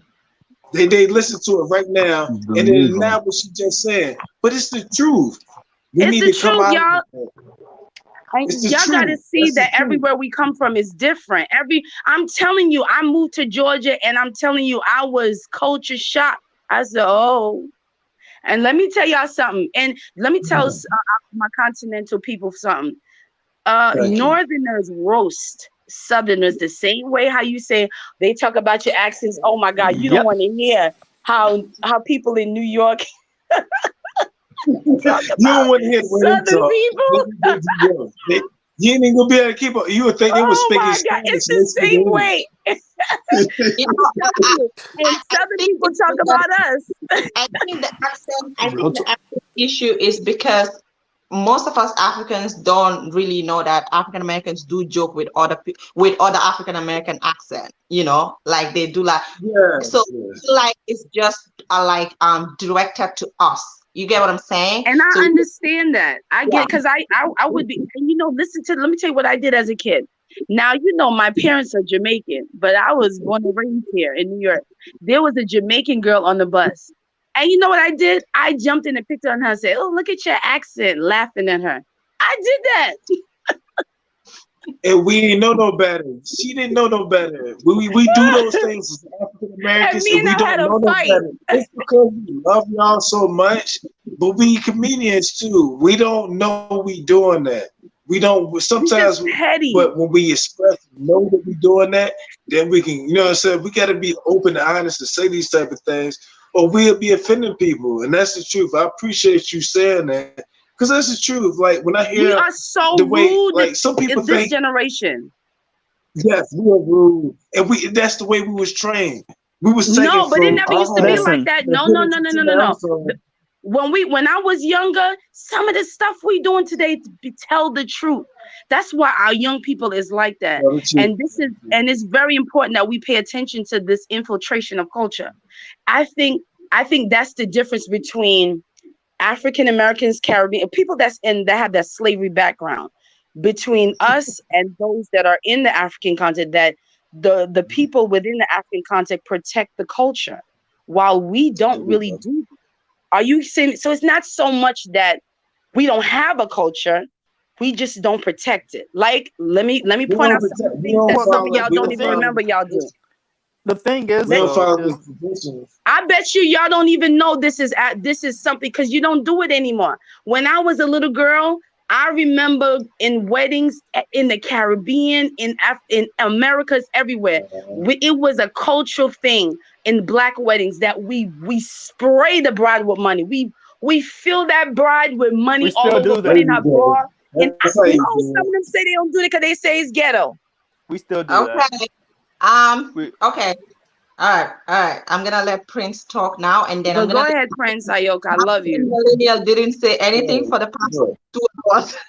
So That's Prince, all I wanted to say.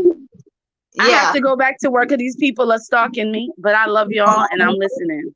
Thank you so much, sis. I appreciate you coming on board. I And appreciate y'all and I love y'all, and I just want to see us unite, because the way we go, we ain't gonna get nowhere. yeah, All that's right. you're right. Okay, bye. Prince Ayoko, go ahead and speak, and then I can let my sister African Millennial talk and say something to all these things we've been talking about.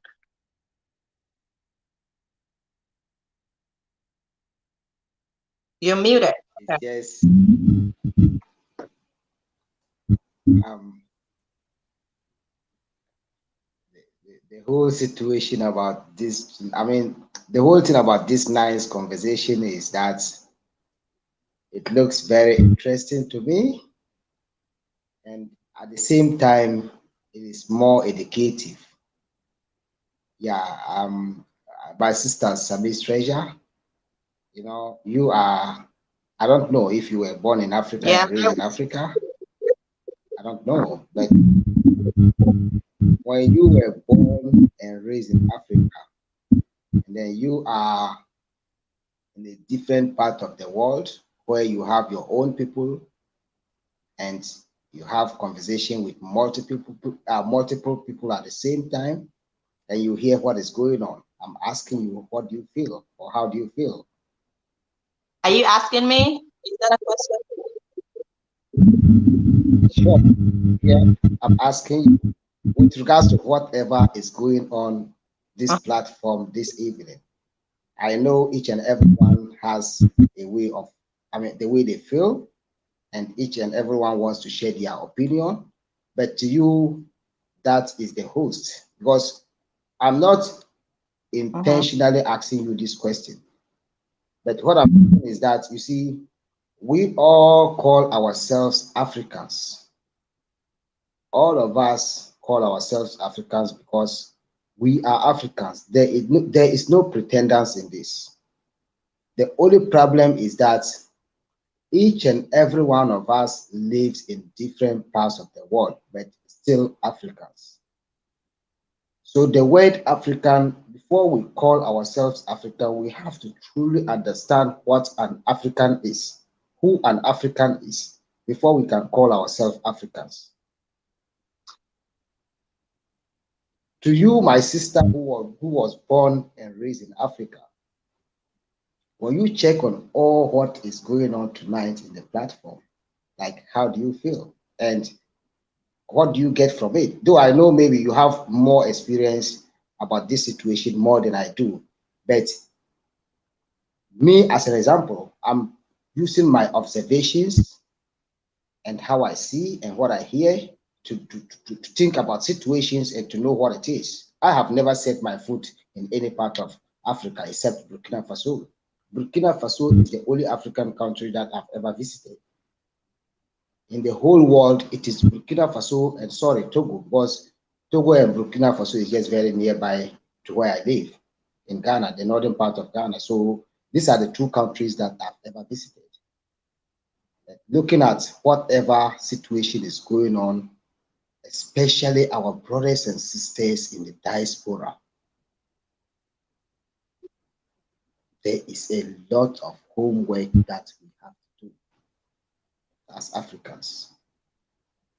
Either we like it or we don't like it, we have a whole bunch of homework to do. Serious. Serious, we have a lot of homework to do. You see, I've been following whatever is going on.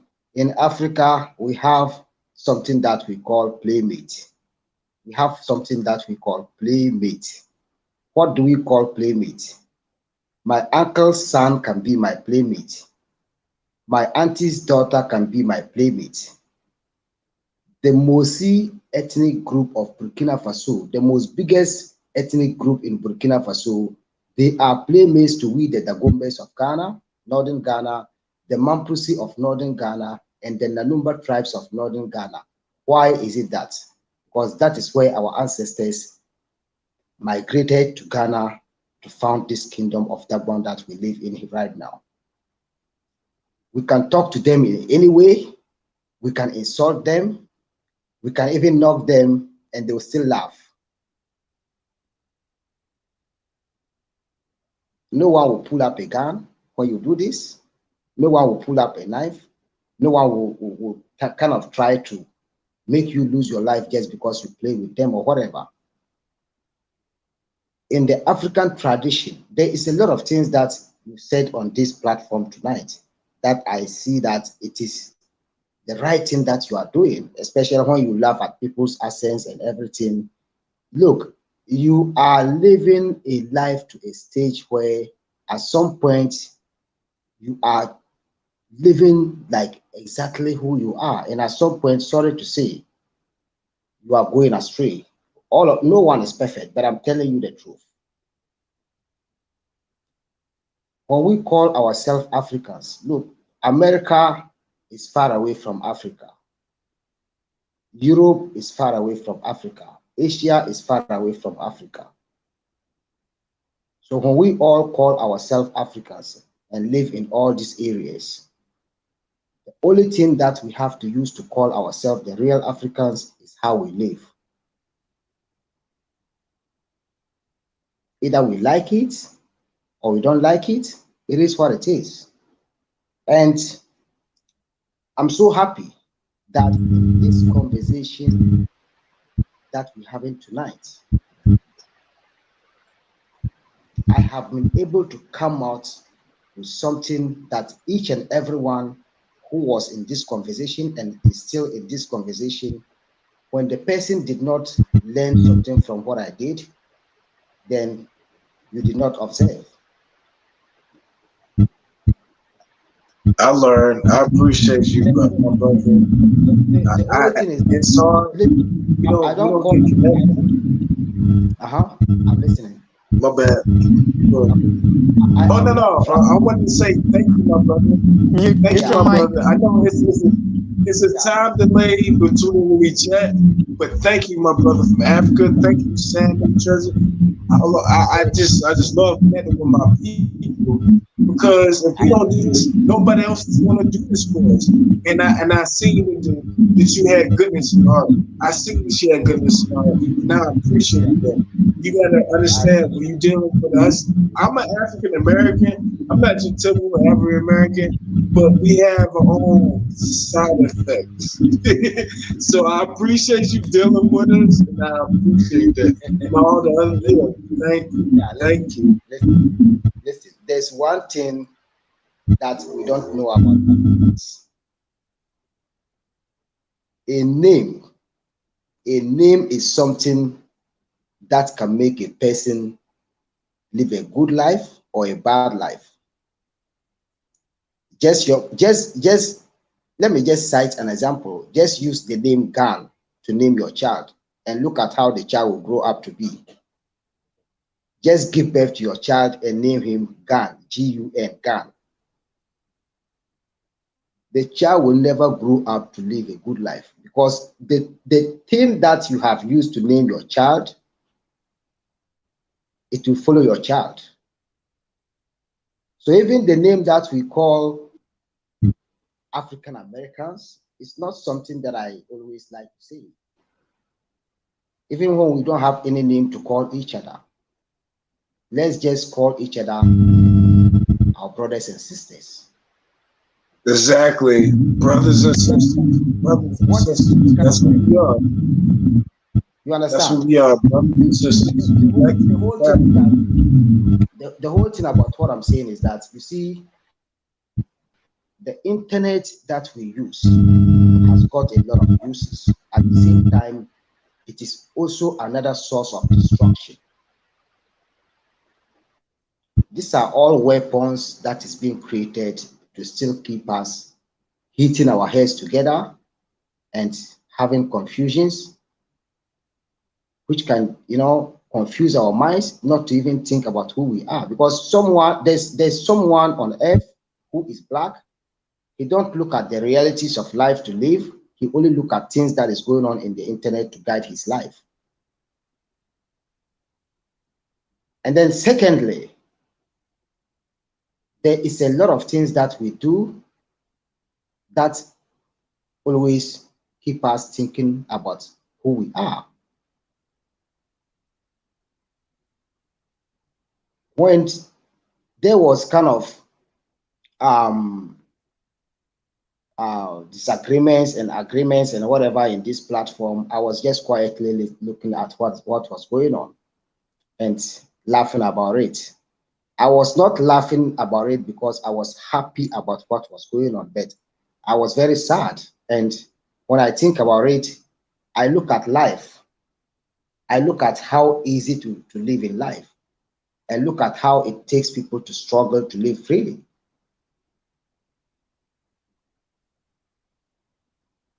The white man in these days is not our enemy. We are our own enemies.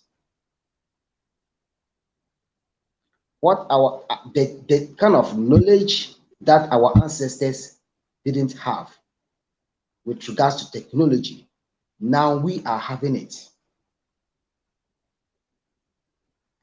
The knowledge that the white man has to overcome the black man based on technology and white man brainwash education. Now the black man has got all of this. So when you have all of this, what do you have to think about and to use it to make a change? Is it not the white I agree man? with you. It's not the white I man agree who with brings you what you're saying. I just did a video about that you are your greatest enemy. Everybody keep blaming everybody else. And even though there's a lot of other people to blame, we still gotta blame ourselves for what we did and what we haven't. And I agree totally with you. In this particular world that we're in right now, in this system that we're in right now around the world, I don't blame anyone who does anything to me. I blame myself. Because when I drink this water and know it's not clean water, I know what it will cost to me, but I'll drink it. I'll use my money to buy it. You understand? There is a lot of things that we are doing that we still don't know what we're doing. Yeah. The real black man is someone that is always about peace, always about family, always about community, always about building and uplifting lives. So, and therefore, when we get to a certain point of life that we come to a standstill, and all of us has different ideas, who can come in as a mediator to bring peace and to bring happiness? We have a lot of responsibilities, and we have a lot of mission on earth and purposes that we have to work through. But it doesn't have to take just one night, but let's keep uplifting ourselves. There's a bit of feedback. Thank you so much, and I think I'm done for tonight. Tommy, thank you, my brother. Thank you, my brother. Hey, forever get a message. I heard it loud and clear. I'm an African American, and I just love being able to reach out to my African brothers and sisters because we're not showed in the media to each other the way we're supposed to. And if we tell each other and speak to each other, that we can actually see it for you. We can't make this up. Can't nobody like, oh no, nah, they pre-recorded this and talk to each other, because we don't even know each other. But I appreciate y'all doing that. Anybody want to say anything they want to say? Hey, look, I just appreciate the whole broadcast. Look, the disagreements, the agreements, I appreciate it. Yeah, man. We all going to grow and get better, and I appreciate that. Thank you. Thank you, King. Thank you, Prince Ayoko. You know, that's the good thing about us coming to these platforms and talking, because we might disagree, but the end result is only what matters. Okay. And right now we're having very positive results to our discussions, even though we were not agreeing to certain things. You know, there was back and forth, it was heated up a little bit. But yeah, when I came to the US first, and I'm gonna let Armstrong go back because he's been here for a while. When I came to the US first, I got lost in Chicago. I didn't get lost, but my connecting flight got canceled. So I had to sit and wait for, I think it's about 12 hours. And I don't know nobody here. I don't have a phone to call anybody. I don't have money to call in the booths, because I saw there were like phone booths there. I only have $50, which cannot go in the booth. Okay. So at that moment, I was only looking for a black person to talk to. You know, I was looking for somebody that looks like me. You know, I looked and looked and looked, and I saw a couple of black people pass, but I didn't have the courage to, you know, talk to them because I don't know them. I know if he was Africa, I would have just, you know, say, hey, my brother, can you, you know, help me and stuff like that. But because I'm new to this place and I see how everybody was moving fast, nobody got time for nobody. And I've been wanting to be careful as well, because it's an airport, you know, anything can happen. So I look for black people, and I saw a couple of black people, and I reached out to them. I'm like, can you please help me? Some people were like, no. But to me, at that moment, I was saying, oh my God, people here are wicked. You know, I was just judging everybody like they're wicked.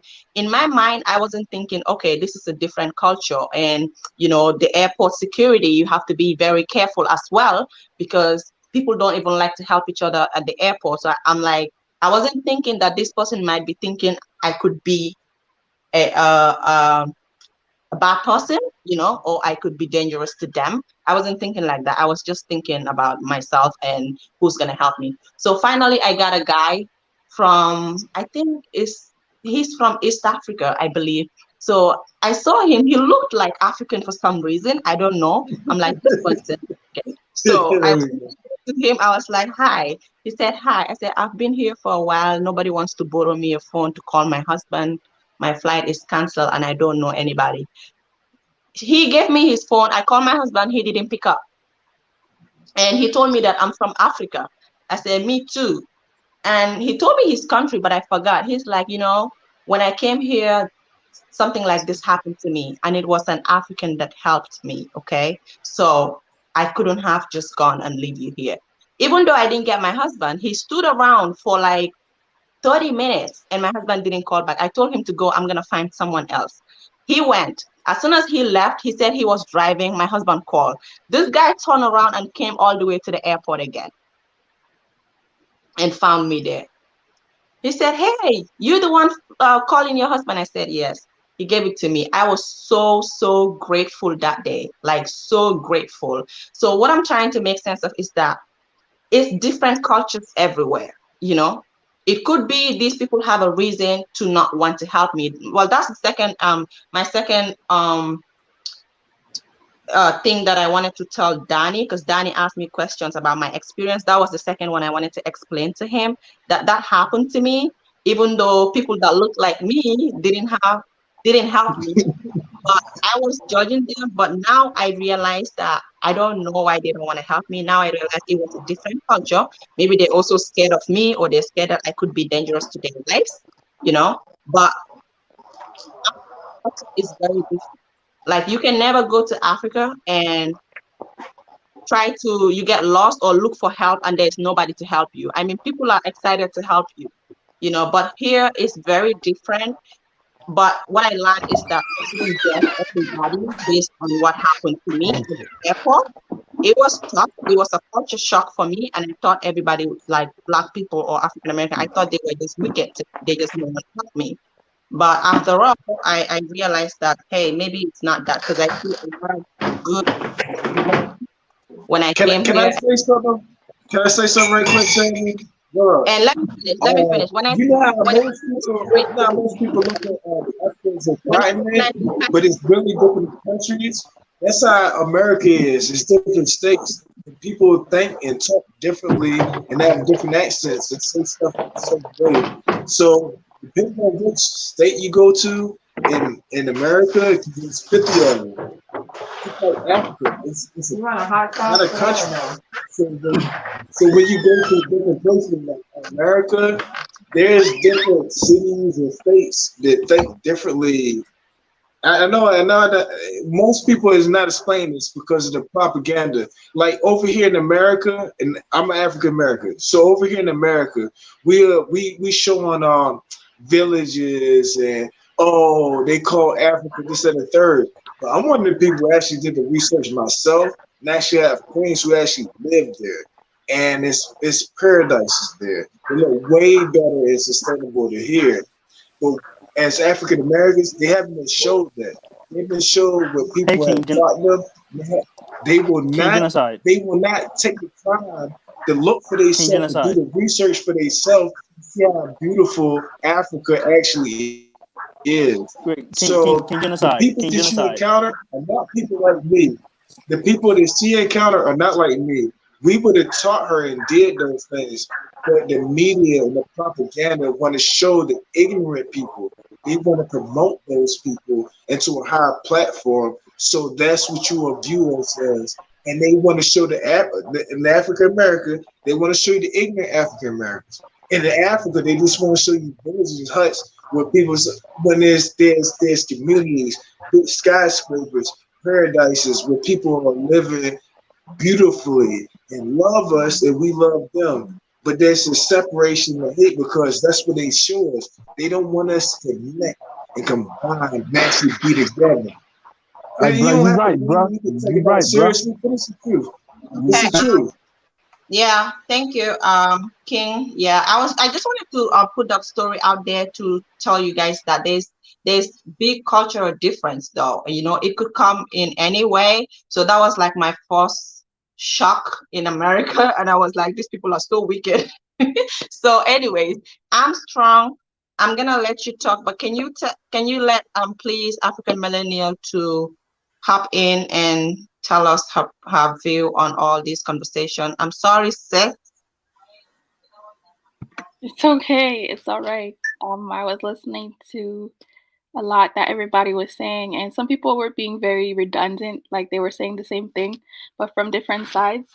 And it just goes to show that basically we don't even know each other as much as we think that we do. We think that we know each other, and that because we are of similar skin colors, that automatically everything is okay. But this has shown that we have a lot of work to do, because sometimes even when one side thinks that they're just telling a joke, the other side takes it seriously, and then we don't talk to each other. But then we don't have a conversation afterwards. We just say, okay, well, those people are this and those people are that. And then years after years after years, we hold on to these things that don't make any sense. Like, for instance, I've heard Africans say when they first came here, they were called African booty scratchers, right? With that thing, that was so long ago. That was like in the 80s and 90s, but people to this day are still talking about that. And it's like, can we move on from that? You know? I didn't mean to cut you, but when I heard about it, I asked, what is that? Because I never heard about it all these years that I've been here. So I was asking. I can't laugh. Man, that's fucked up. It's messed up. It's messed up. But I heard that when I was in elementary school. It's like, you African booty scratcher. I was like, what does that mean? I was like, what does that mean? I was like, that's it's messed up. It's very messed up. We got to get past our childish ways and get more mature than that. And I was like, wow. I was like, I really didn't know what that meant. Like, and I'm African American. African American in the elementary school here in America. And I had to hear that. I was like, I don't like the way that sound. People, the kids was passing it around, and I didn't like the way that sound. And I spoke out about that. And I'm one of the people speaking about this. I don't care about what everybody thinks. But something is wrong, and something is wrong. It's just wrong. I don't like it. But look, keep going in, and I appreciate that. Look, every booty scratcher, that's fucking mean. Yeah, it's fucking mean, yeah. Keep going. Yeah, and also like just with how people interact as children, that's just children. You know, children are mean. Period. So when we're adults, we should kind of throw some of those things away and learn to actually speak to each other. Because if a police officer sees me, he doesn't care where I'm from in Africa. He just thinks I'm from Chicago and I'm Black. So there's a problem. So we kind of have to get over those really petty things. I'm somebody who believes that, and I know I'm kind of crazy, but I believe that African Americans, Caribbeans, and Africans can actually do stuff. Like we can actually own companies, we can own businesses, we can work together. But if we can't talk to each other, then we can't get past. You know, we'll always be working for other people. We'll always be complaining that people are shooting us. We'll always be complaining that people are coming to our countries and stealing our resources. Everybody else is doing it, but we're not doing it. We're afraid or we're scared that somebody is making fun of somebody's religion or this or that. So I feel like even if I don't like my brother, for the betterment of my race, can I at least work with him so that we can make this money together and at least not be at the bottom of everybody else? So I feel like we have to, I don't know if we have to force each other to get along, but these conversations really do help because it just goes to show that nobody's perfect. And I think that at both sides, we can see that, like both sides have things to work on, you know? And as much as some people are prideful and they love their culture to death, I feel like if we love our culture so much that we're not willing to work together and be honest with each other, there's no point. Like, why should we waste time talking to each other if we know that we don't want to work together, right? So if we're talking to each other, that means that we want to work together, we want to get to know each other. So we might as well try a little bit harder than we're doing it. Yeah. I agree. I agree with Can I add something to that? Yeah, Sammy, can I speak, please? Who's that? This Armstrong. Who? Armstrong. Armstrong, yes. I'm just about to let you speak. Yes. Just to add on to what you said before and the last caller, but you know, like when you are in the Gambia, like they girls keep saying traveling is the best teacher. You know, this is a very common proverb in the Gambia. So when I traveled in the US, I go through similar ordeal like you, but I don't stay there for long. 2 years, 3 years, and I'm out. But like I want to encourage people, like especially in the diaspora, even though you cannot go back to Africa permanently, but go there for a visit. You know, like like just choose a random country. You know, though African countries are very different. If you are someone from Angola or Congo, I mean, those people are completely different from Gambians. You know, this is a fact. But go to Africa and see the culture, the people. You know, like we in Africa, we don't call ourselves as Black, like in the US. We don't identify ourselves based on our skin color. No, in the Gambia, in my medical certificates or my documents or whatnot, or in schools, what I put there. The important things that I put there is my gender, my religion, and my tribe or my ethnicity. But you know, for example, I'm a Fula or Mandinka or Wallop. This is what we put in there. But if you go to the West, in the US or Europe or whatnot, you know, all what matters is the skin color. You know, so they ask me about Black, white, or Caribbean. They ask me if I'm male or female. They don't even ask me my religion. And then putting down if I'm black, white, or anything else, that's optional now. Yeah, he's right. What he's saying over here in America, as African American or just anybody, he's right. What he just explained. Yeah, I understood exactly what he just explained. That is totally true. That is a total true thing.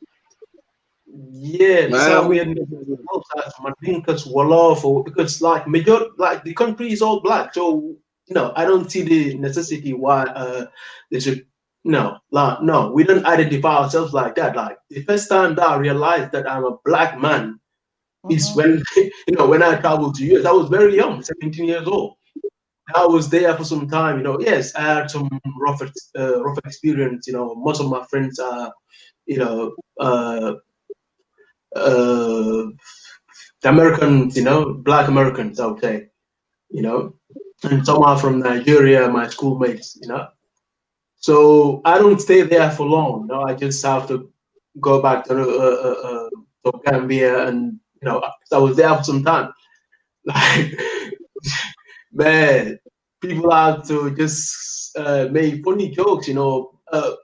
Listen, my first days I was very discouraged. I said, listen, Mom, I cannot stay here, man. These people are just attacking who I am. Like when you are attacked, based on your personality, your ethnicity, or how you look, that makes you live a hyper vigilant lifestyle. I'm sure most people can relate to this.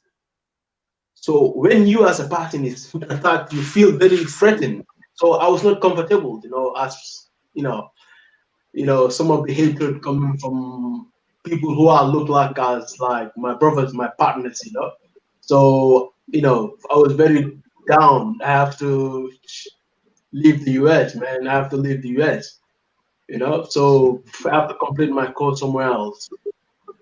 Yeah, but I want to encourage people to travel more, man. Even though you cannot travel, but like to have these conversations, to know each other is very much important. It's key. Apart from the back to Sammy, man, for organizing this. So another thing is we need to focus more on like how we can bridge the gap. I've been stressing this point for far too long. And another thing is like we need to uphold certain level of respect when we talk to each other to make sure that we have a proper decorum, between us. That's what I have to say for now. Thanks, Sammy. Good night. Thanks, Armstrong. Appreciate you. Good And night. we Danny back and Truth Matters is back. I'm here to talk is back. Everybody have a lot to say. Okay, let's start with Danny again. No, I think you touched on it. I don't know if you've seen it come back full circle, but when I was talking to you about the problem that you have with African Americans and highlighting the issues with the accent, I just kind of like wanted you to see some of these problems that Africans exist. That's African. That's why I say like what African Americans have with Africans from your perspective and your experiences. A lot of them are petty issues that exist within our communities already before you get here. There's nothing to be personal. And if you take somebody like Michael Blackson, you know who Michael Blackson is? The comedian, the Ghanaian comedian. Yeah. I mean, it's a petty example, but I mean, if you take somebody like Michael Blackson, this is somebody that came to America, and you could tell from his comedy that he'd been through it all as it comes to being made fun of, picking it, but he understood it from a cultural aspect with African Americans. He understood that it's not to be personalized, and he made a career off of it. And African Americans turned him into a millionaire because we love hearing about his stories when he was here and him telling his jokes about his experiences. You know what I mean? It's African Americans that supported Michael Blackson from the get-go that elevated him there. So he didn't internalize it and personalize it, to make it seem as if it was us against him. He understood, like, when he came into our community, that this is how it is. Like, we do this to each other anyway. We do this to each other anyway. And now he pretty much got a pass with Michael Blackson to say anything about African Americans, and we won't personalize it either because it's all love. It ain't personal, And I think that we need to really understand that from a communication aspect, and communication and respect. And when, okay, maybe I don't need to internalize this and make this out, and maybe it's not as big of a problem as I want to make it out to be, you know. And to that other brother talking France, I'm not going to even go in because what he want to say, but not even articulated in a way to really say what he want to say. But I'm gonna say the politics in America, as it comes to African Americans, if you're not really in tune with what's going on, don't try to nitpick certain arguments that you may hear African Americans talking about and making it to a bigger argument, because you really don't know what's going on. And so you just educate yourself. When it comes to politics, just fall back. That's all I'm gonna say. All right. Thank you, Danny. Thank you. I'm not here to talk. Hello and welcome back. I'm not here to talk. What kind of name is that anyways? You can go ahead and talk. Okay, let's talk today. Hello, I'm not here to talk. All right, Truth Matters, go ahead. How you doing, Sabi? I'm good. How are you? How's everybody doing? Wonderful. Yeah, you know what? When I hear all this problem we have as a Black people, it breaks my heart, because let me tell you something. We are in a bad situation now. It doesn't matter. You're African American, you are African, you are Afro Caribbean descendant. We are in a bad situation right now. The only thing, we got to come together. We need to put all this nonsense aside. I feel like, oh, we'll talk about this, we'll do this. I don't know. Are we not ashamed? Why would we still want to live? It doesn't matter. In Africa and everywhere, we're in poverty. So why do we still want to continue this kind of cycle that we want to generation to generation and still be in poverty and be every ethnicity come on top of us and make money and live better life when we are in shackles?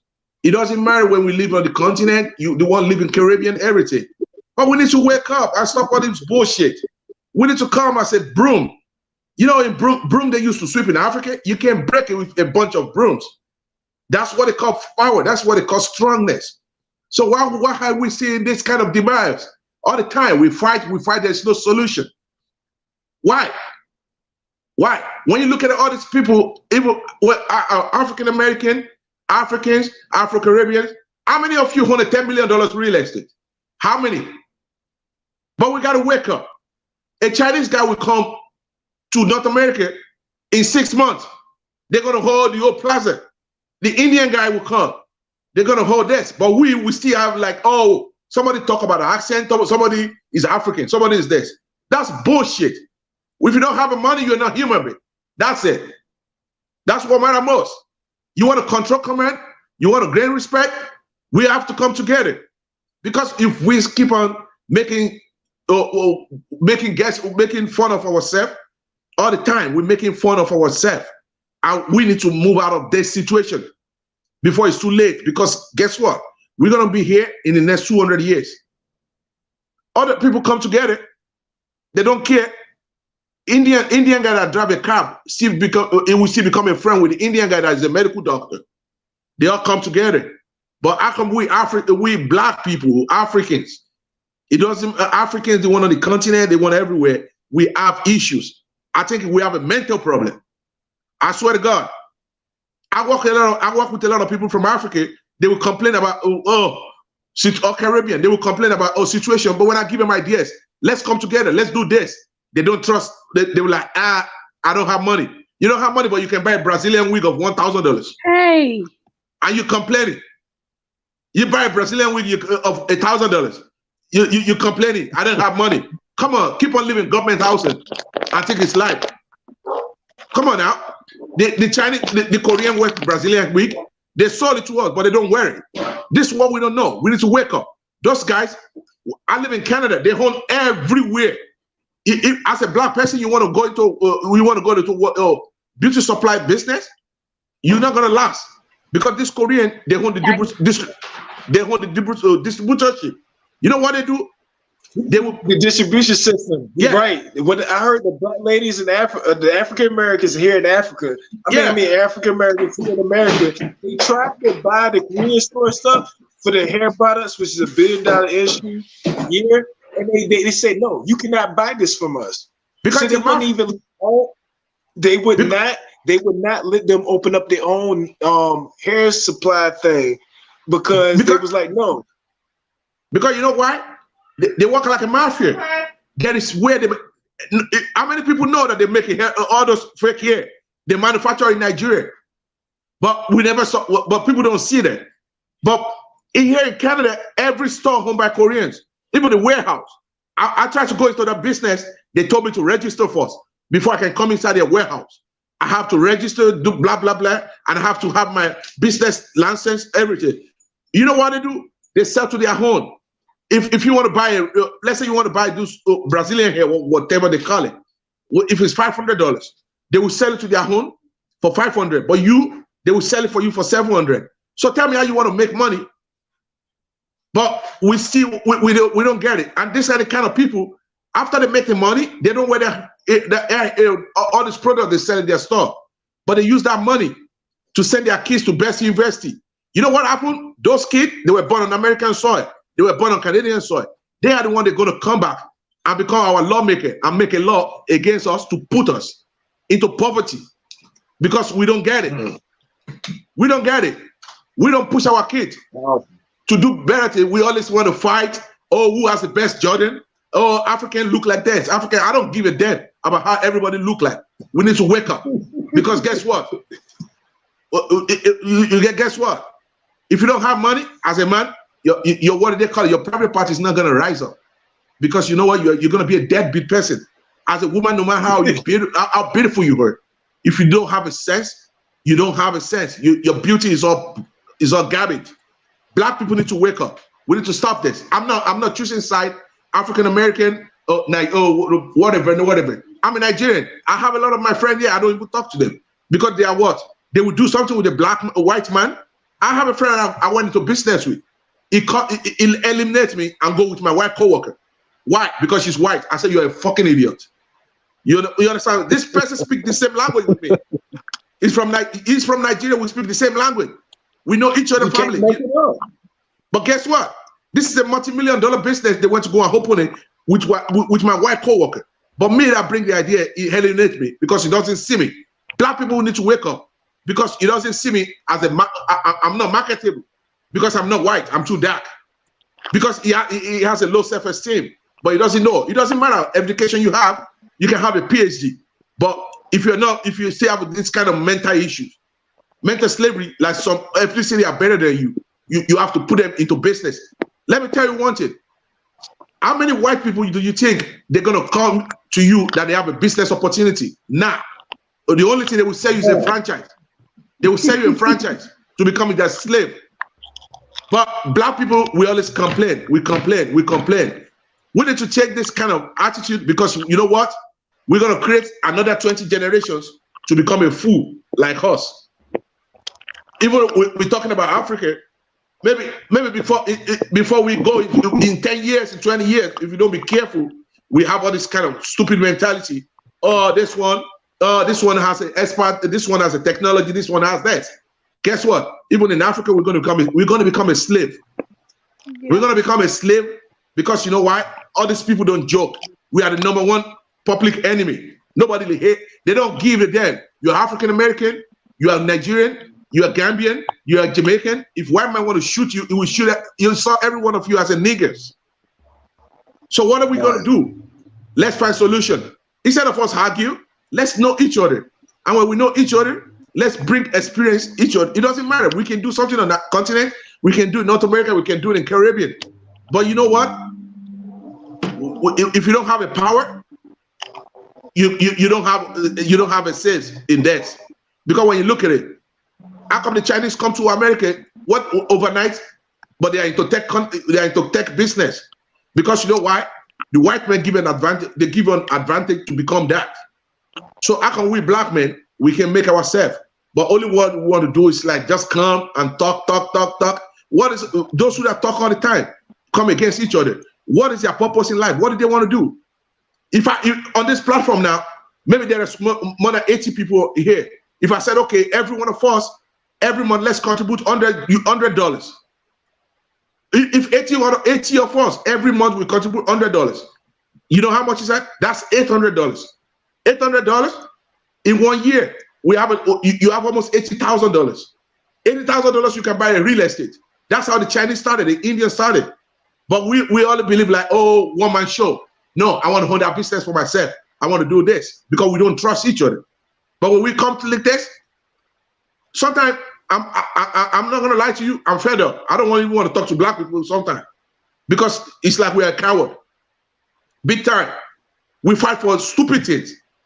Come and look at, I live in Canada. Black kids are killing themselves every week. For what? Because of $10 weed. Stupidity. Here, they don't respect us. They don't respect black people here. It doesn't matter. A lot of people come to my house here to come and fix stuff. The white one, they will be asking me, oh, you want this house? As if I don't look like somebody that can afford a $1 million home. You understand what I'm saying? Because they don't see me. Like people live in this neighborhood. Because the black kids, what did they do? A lot of them are dropped out of high school. They believe like, oh, they want to be a gangster. And the one that don't want to be a high school, the one that don't want to do, the one that want to go to college, guess what they want to do? They want to work as a PSW. Garbage. But the white one will pushing themselves. Everyone pushing themselves. But we all have this. We want to argue. Oh, who have the best jollof rice? Who have the? I don't care. I want to eat food. I don't care about who have the jollof rice. Let's the way the Chinese make their food popular. Let's make our own too. Open a jollof rice, all you can eat. Everybody can come there and become a millionaire from there. Who cares about if Gambia make, what do they call it? We need to stop all this bullshit. We always feel like, what do they call it? We're just making mockery of ourselves. What is our accomplishment as a black people? We have a hair product. We wear the same. Our women wear hair product from other people's race. We don't even have a product or production line. Some people capitalize on us. They become a mafia and make money out of us. When you go to Korean store, Chinese store, how many Chinese do you see with fake hair? They don't buy those kind of stuff. They will go. They see themselves as white, but we're the ones. He's right. They don't even go to our stores. They don't even go to our stores to buy shit. They don't go to Jamaican or African food stores, but we go to their stores. We do. And guess what? Chinese, when you go to Chinese grocery here, rotten fruit like this, they will package it. They still want to sell it. But because they know what money is. They know what money is. But we black people, we like, if you see your home black friend doing business, if you want to, you like, oh, I will support him because 1 year, what year? Oh, 10 years ago, when we were in high school, he said this. Why we always live in the past? That's why we can't move on. Everybody will like past it. I'm not saying we should forget our past. Let's remember our past because it's history. But let's create future because that's where we're going. Time is too short. We don't know who's going to be here in the next 10 years, 20 years. But we have a legacy, whatever legacy. I understand what he's saying. He's saying we can't get stuck in the past, but we got to focus on our future. We can't look. Tomorrow has more to do with us than the past. But we need to recognize and understand and embrace our past and never forget our past. But no, you never. Past is the future. No, I agree. No, I agree. I'm explaining the African Americans. What you said. I'm explaining the African Americans. Yeah, you see, past. We need to embrace our future as much as we embrace our past. You see, whatever happened in life is destiny.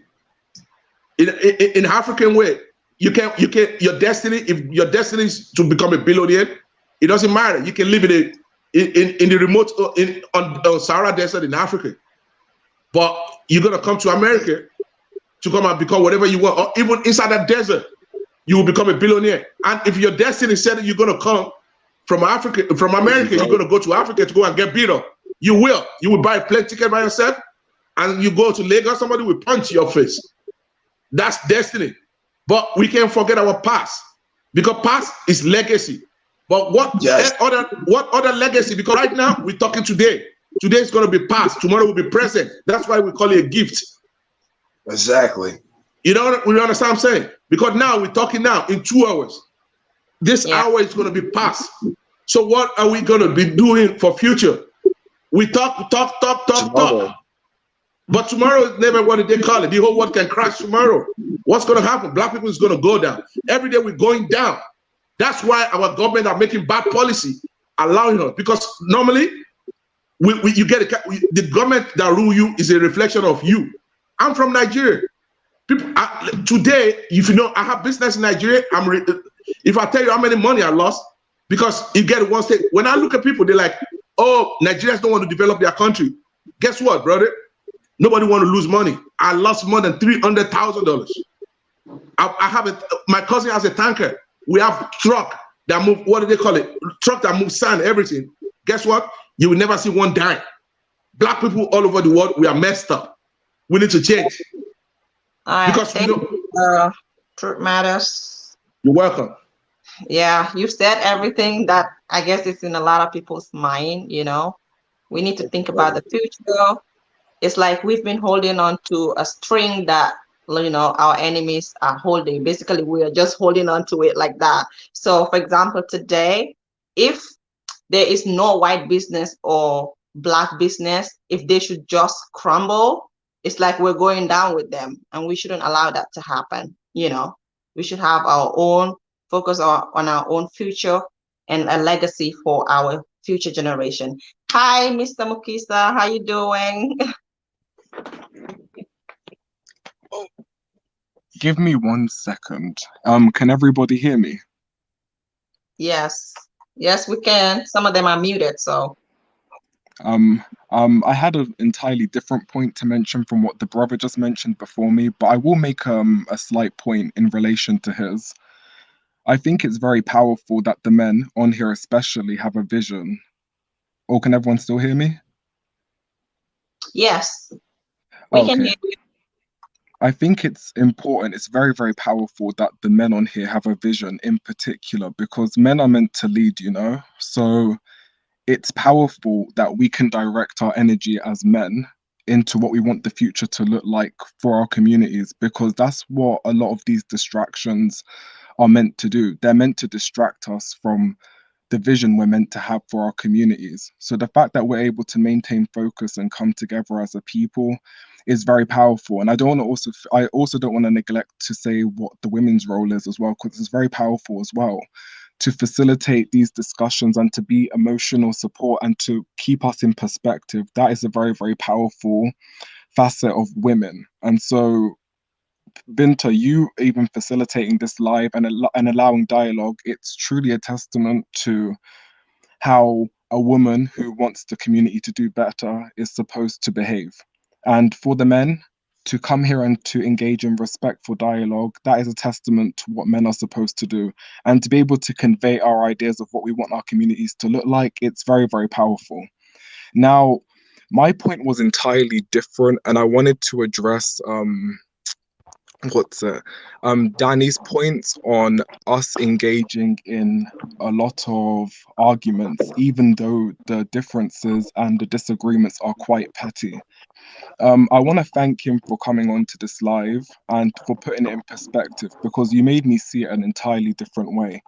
I do think that a lot of us are introduced to, let's say, repatriates or whichever individual of the diaspora through media. And so I can say for myself, when I was introduced to this side of YouTube, it was through like the art cafe and like the drama stuff. And that's just to say that because it was a majority of the media I was consuming in this part of YouTube, it had started to shape my reality of the situation. So I wanted to connect that point to his to say that he is correct. A lot of African Americans might not feel that way, but because that was my reality, because I was watching so much of the negative content, it had become my reality, even though it was not representative of real life.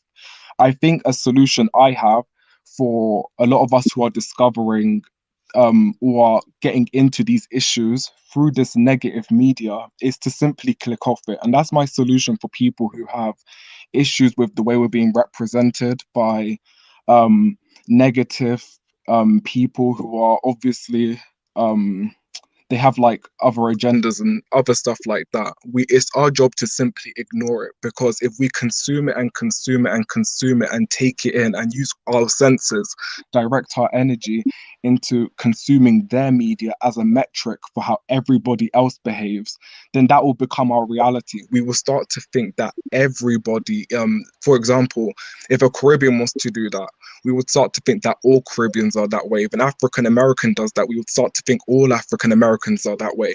If a Nigerian individual was to come to Uganda and like to say like defamatory stuff, I would start to be like, oh, don't come to Uganda. Nigerians are that way. Do you understand? So it's about how we utilize our senses, and we just shouldn't waste time on the people who obviously don't want to make time to better the community, you know?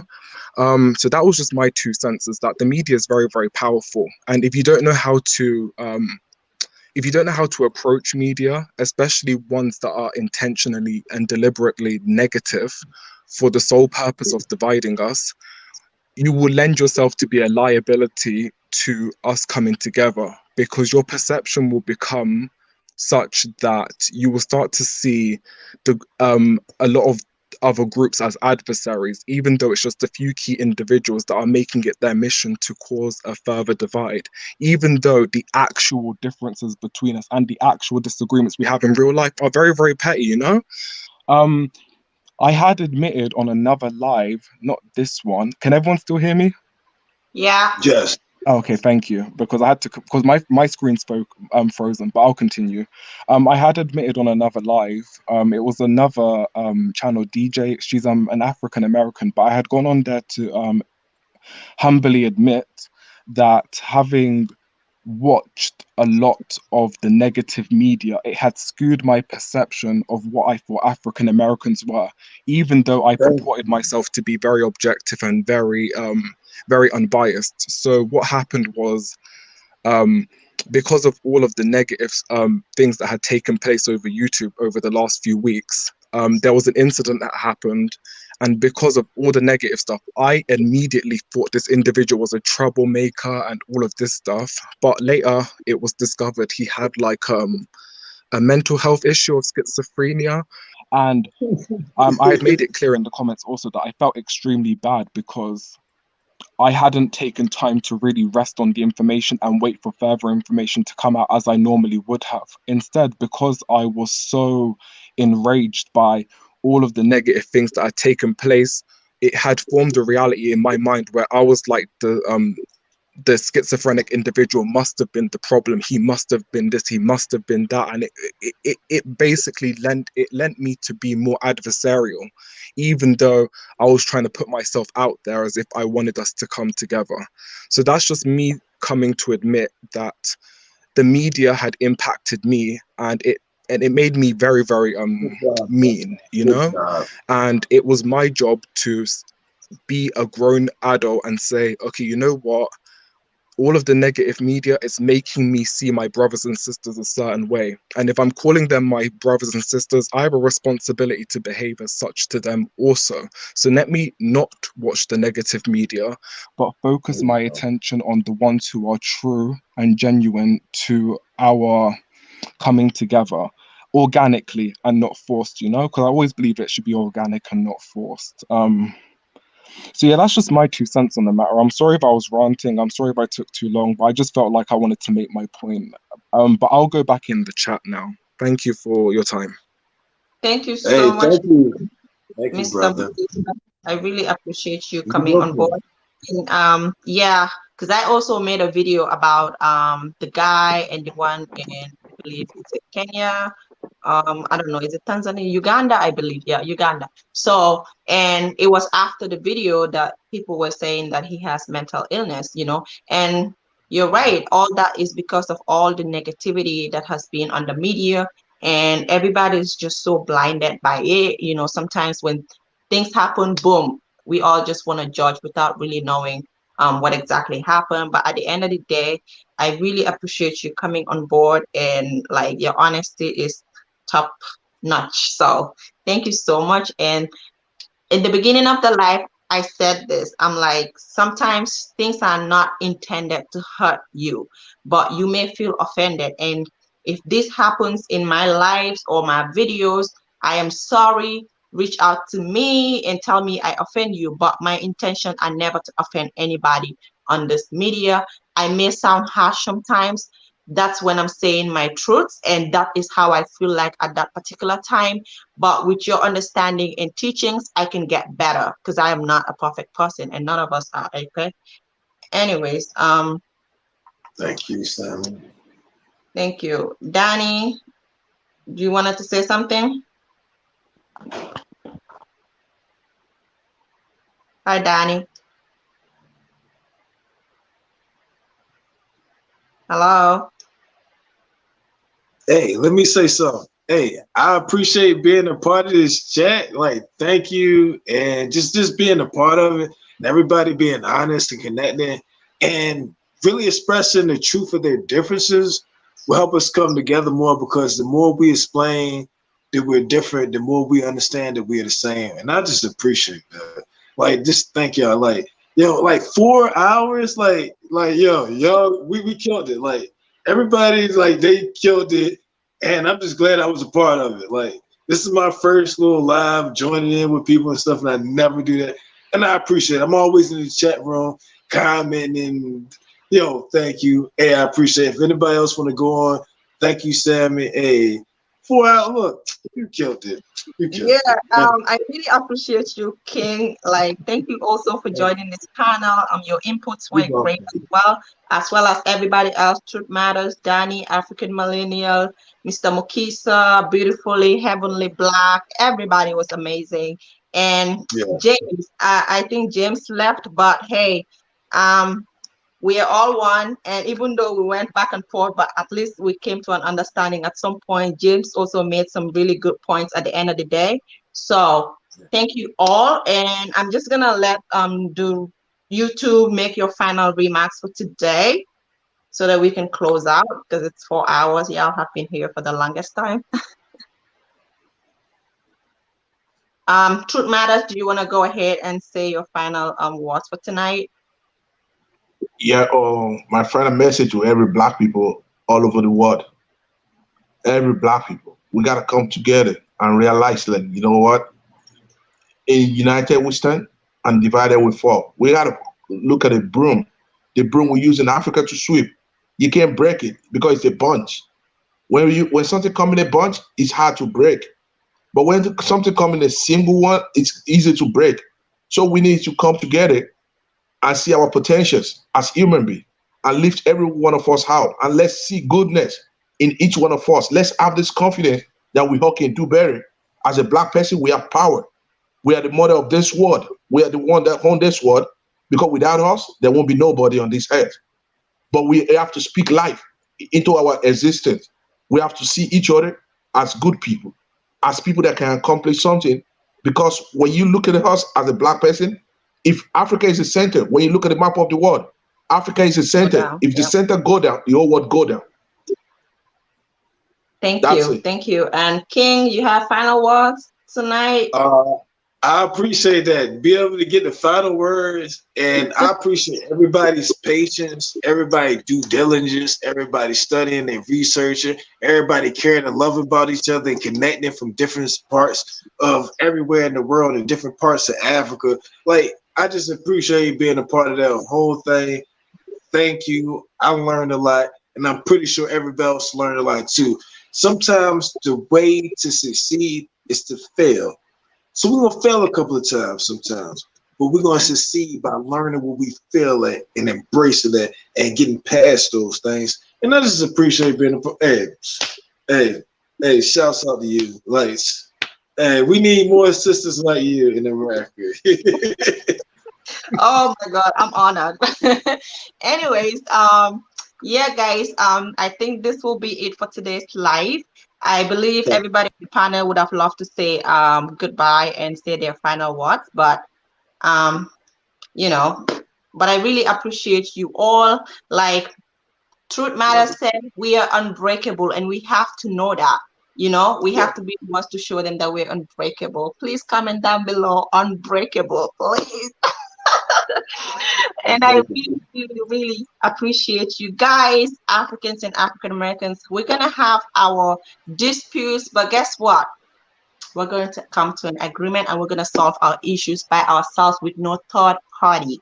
That's what matters. And we're going to go to the continent, and I can't wait for that day when we're going to have the African American elders and have the continental African elders sitting and talking, guiding us, the youth. And it's going to happen, it's going to happen with time. I have hope for Africa, though sometimes I get a bit hopeless, I get sad for my people and for myself, because I'm like, I don't think we'll ever make it. But these conversations just give me hope, and you guys in the comment section and the ones in the panel also gives me hope, because you guys coming on board here lets me know that, hey, we have brilliant people who needs to be in power in Africa. But it's like all the people that are brilliant, all the people that needs to be in power are at home and talking on the media, basically, and being in the comment section, going back and forth. We don't have like patriotic citizens that are in Africa trying to make it a better place. But with God's help and protection and the guidance of our elders, I believe we can make it. And I'm blabbing too much. Thank you guys for joining today's live. Thank you for joining. I love you all. Thank you, Sammy. Thank you. Have a good night. All right. Good night, everybody. Bye. Bye, everyone.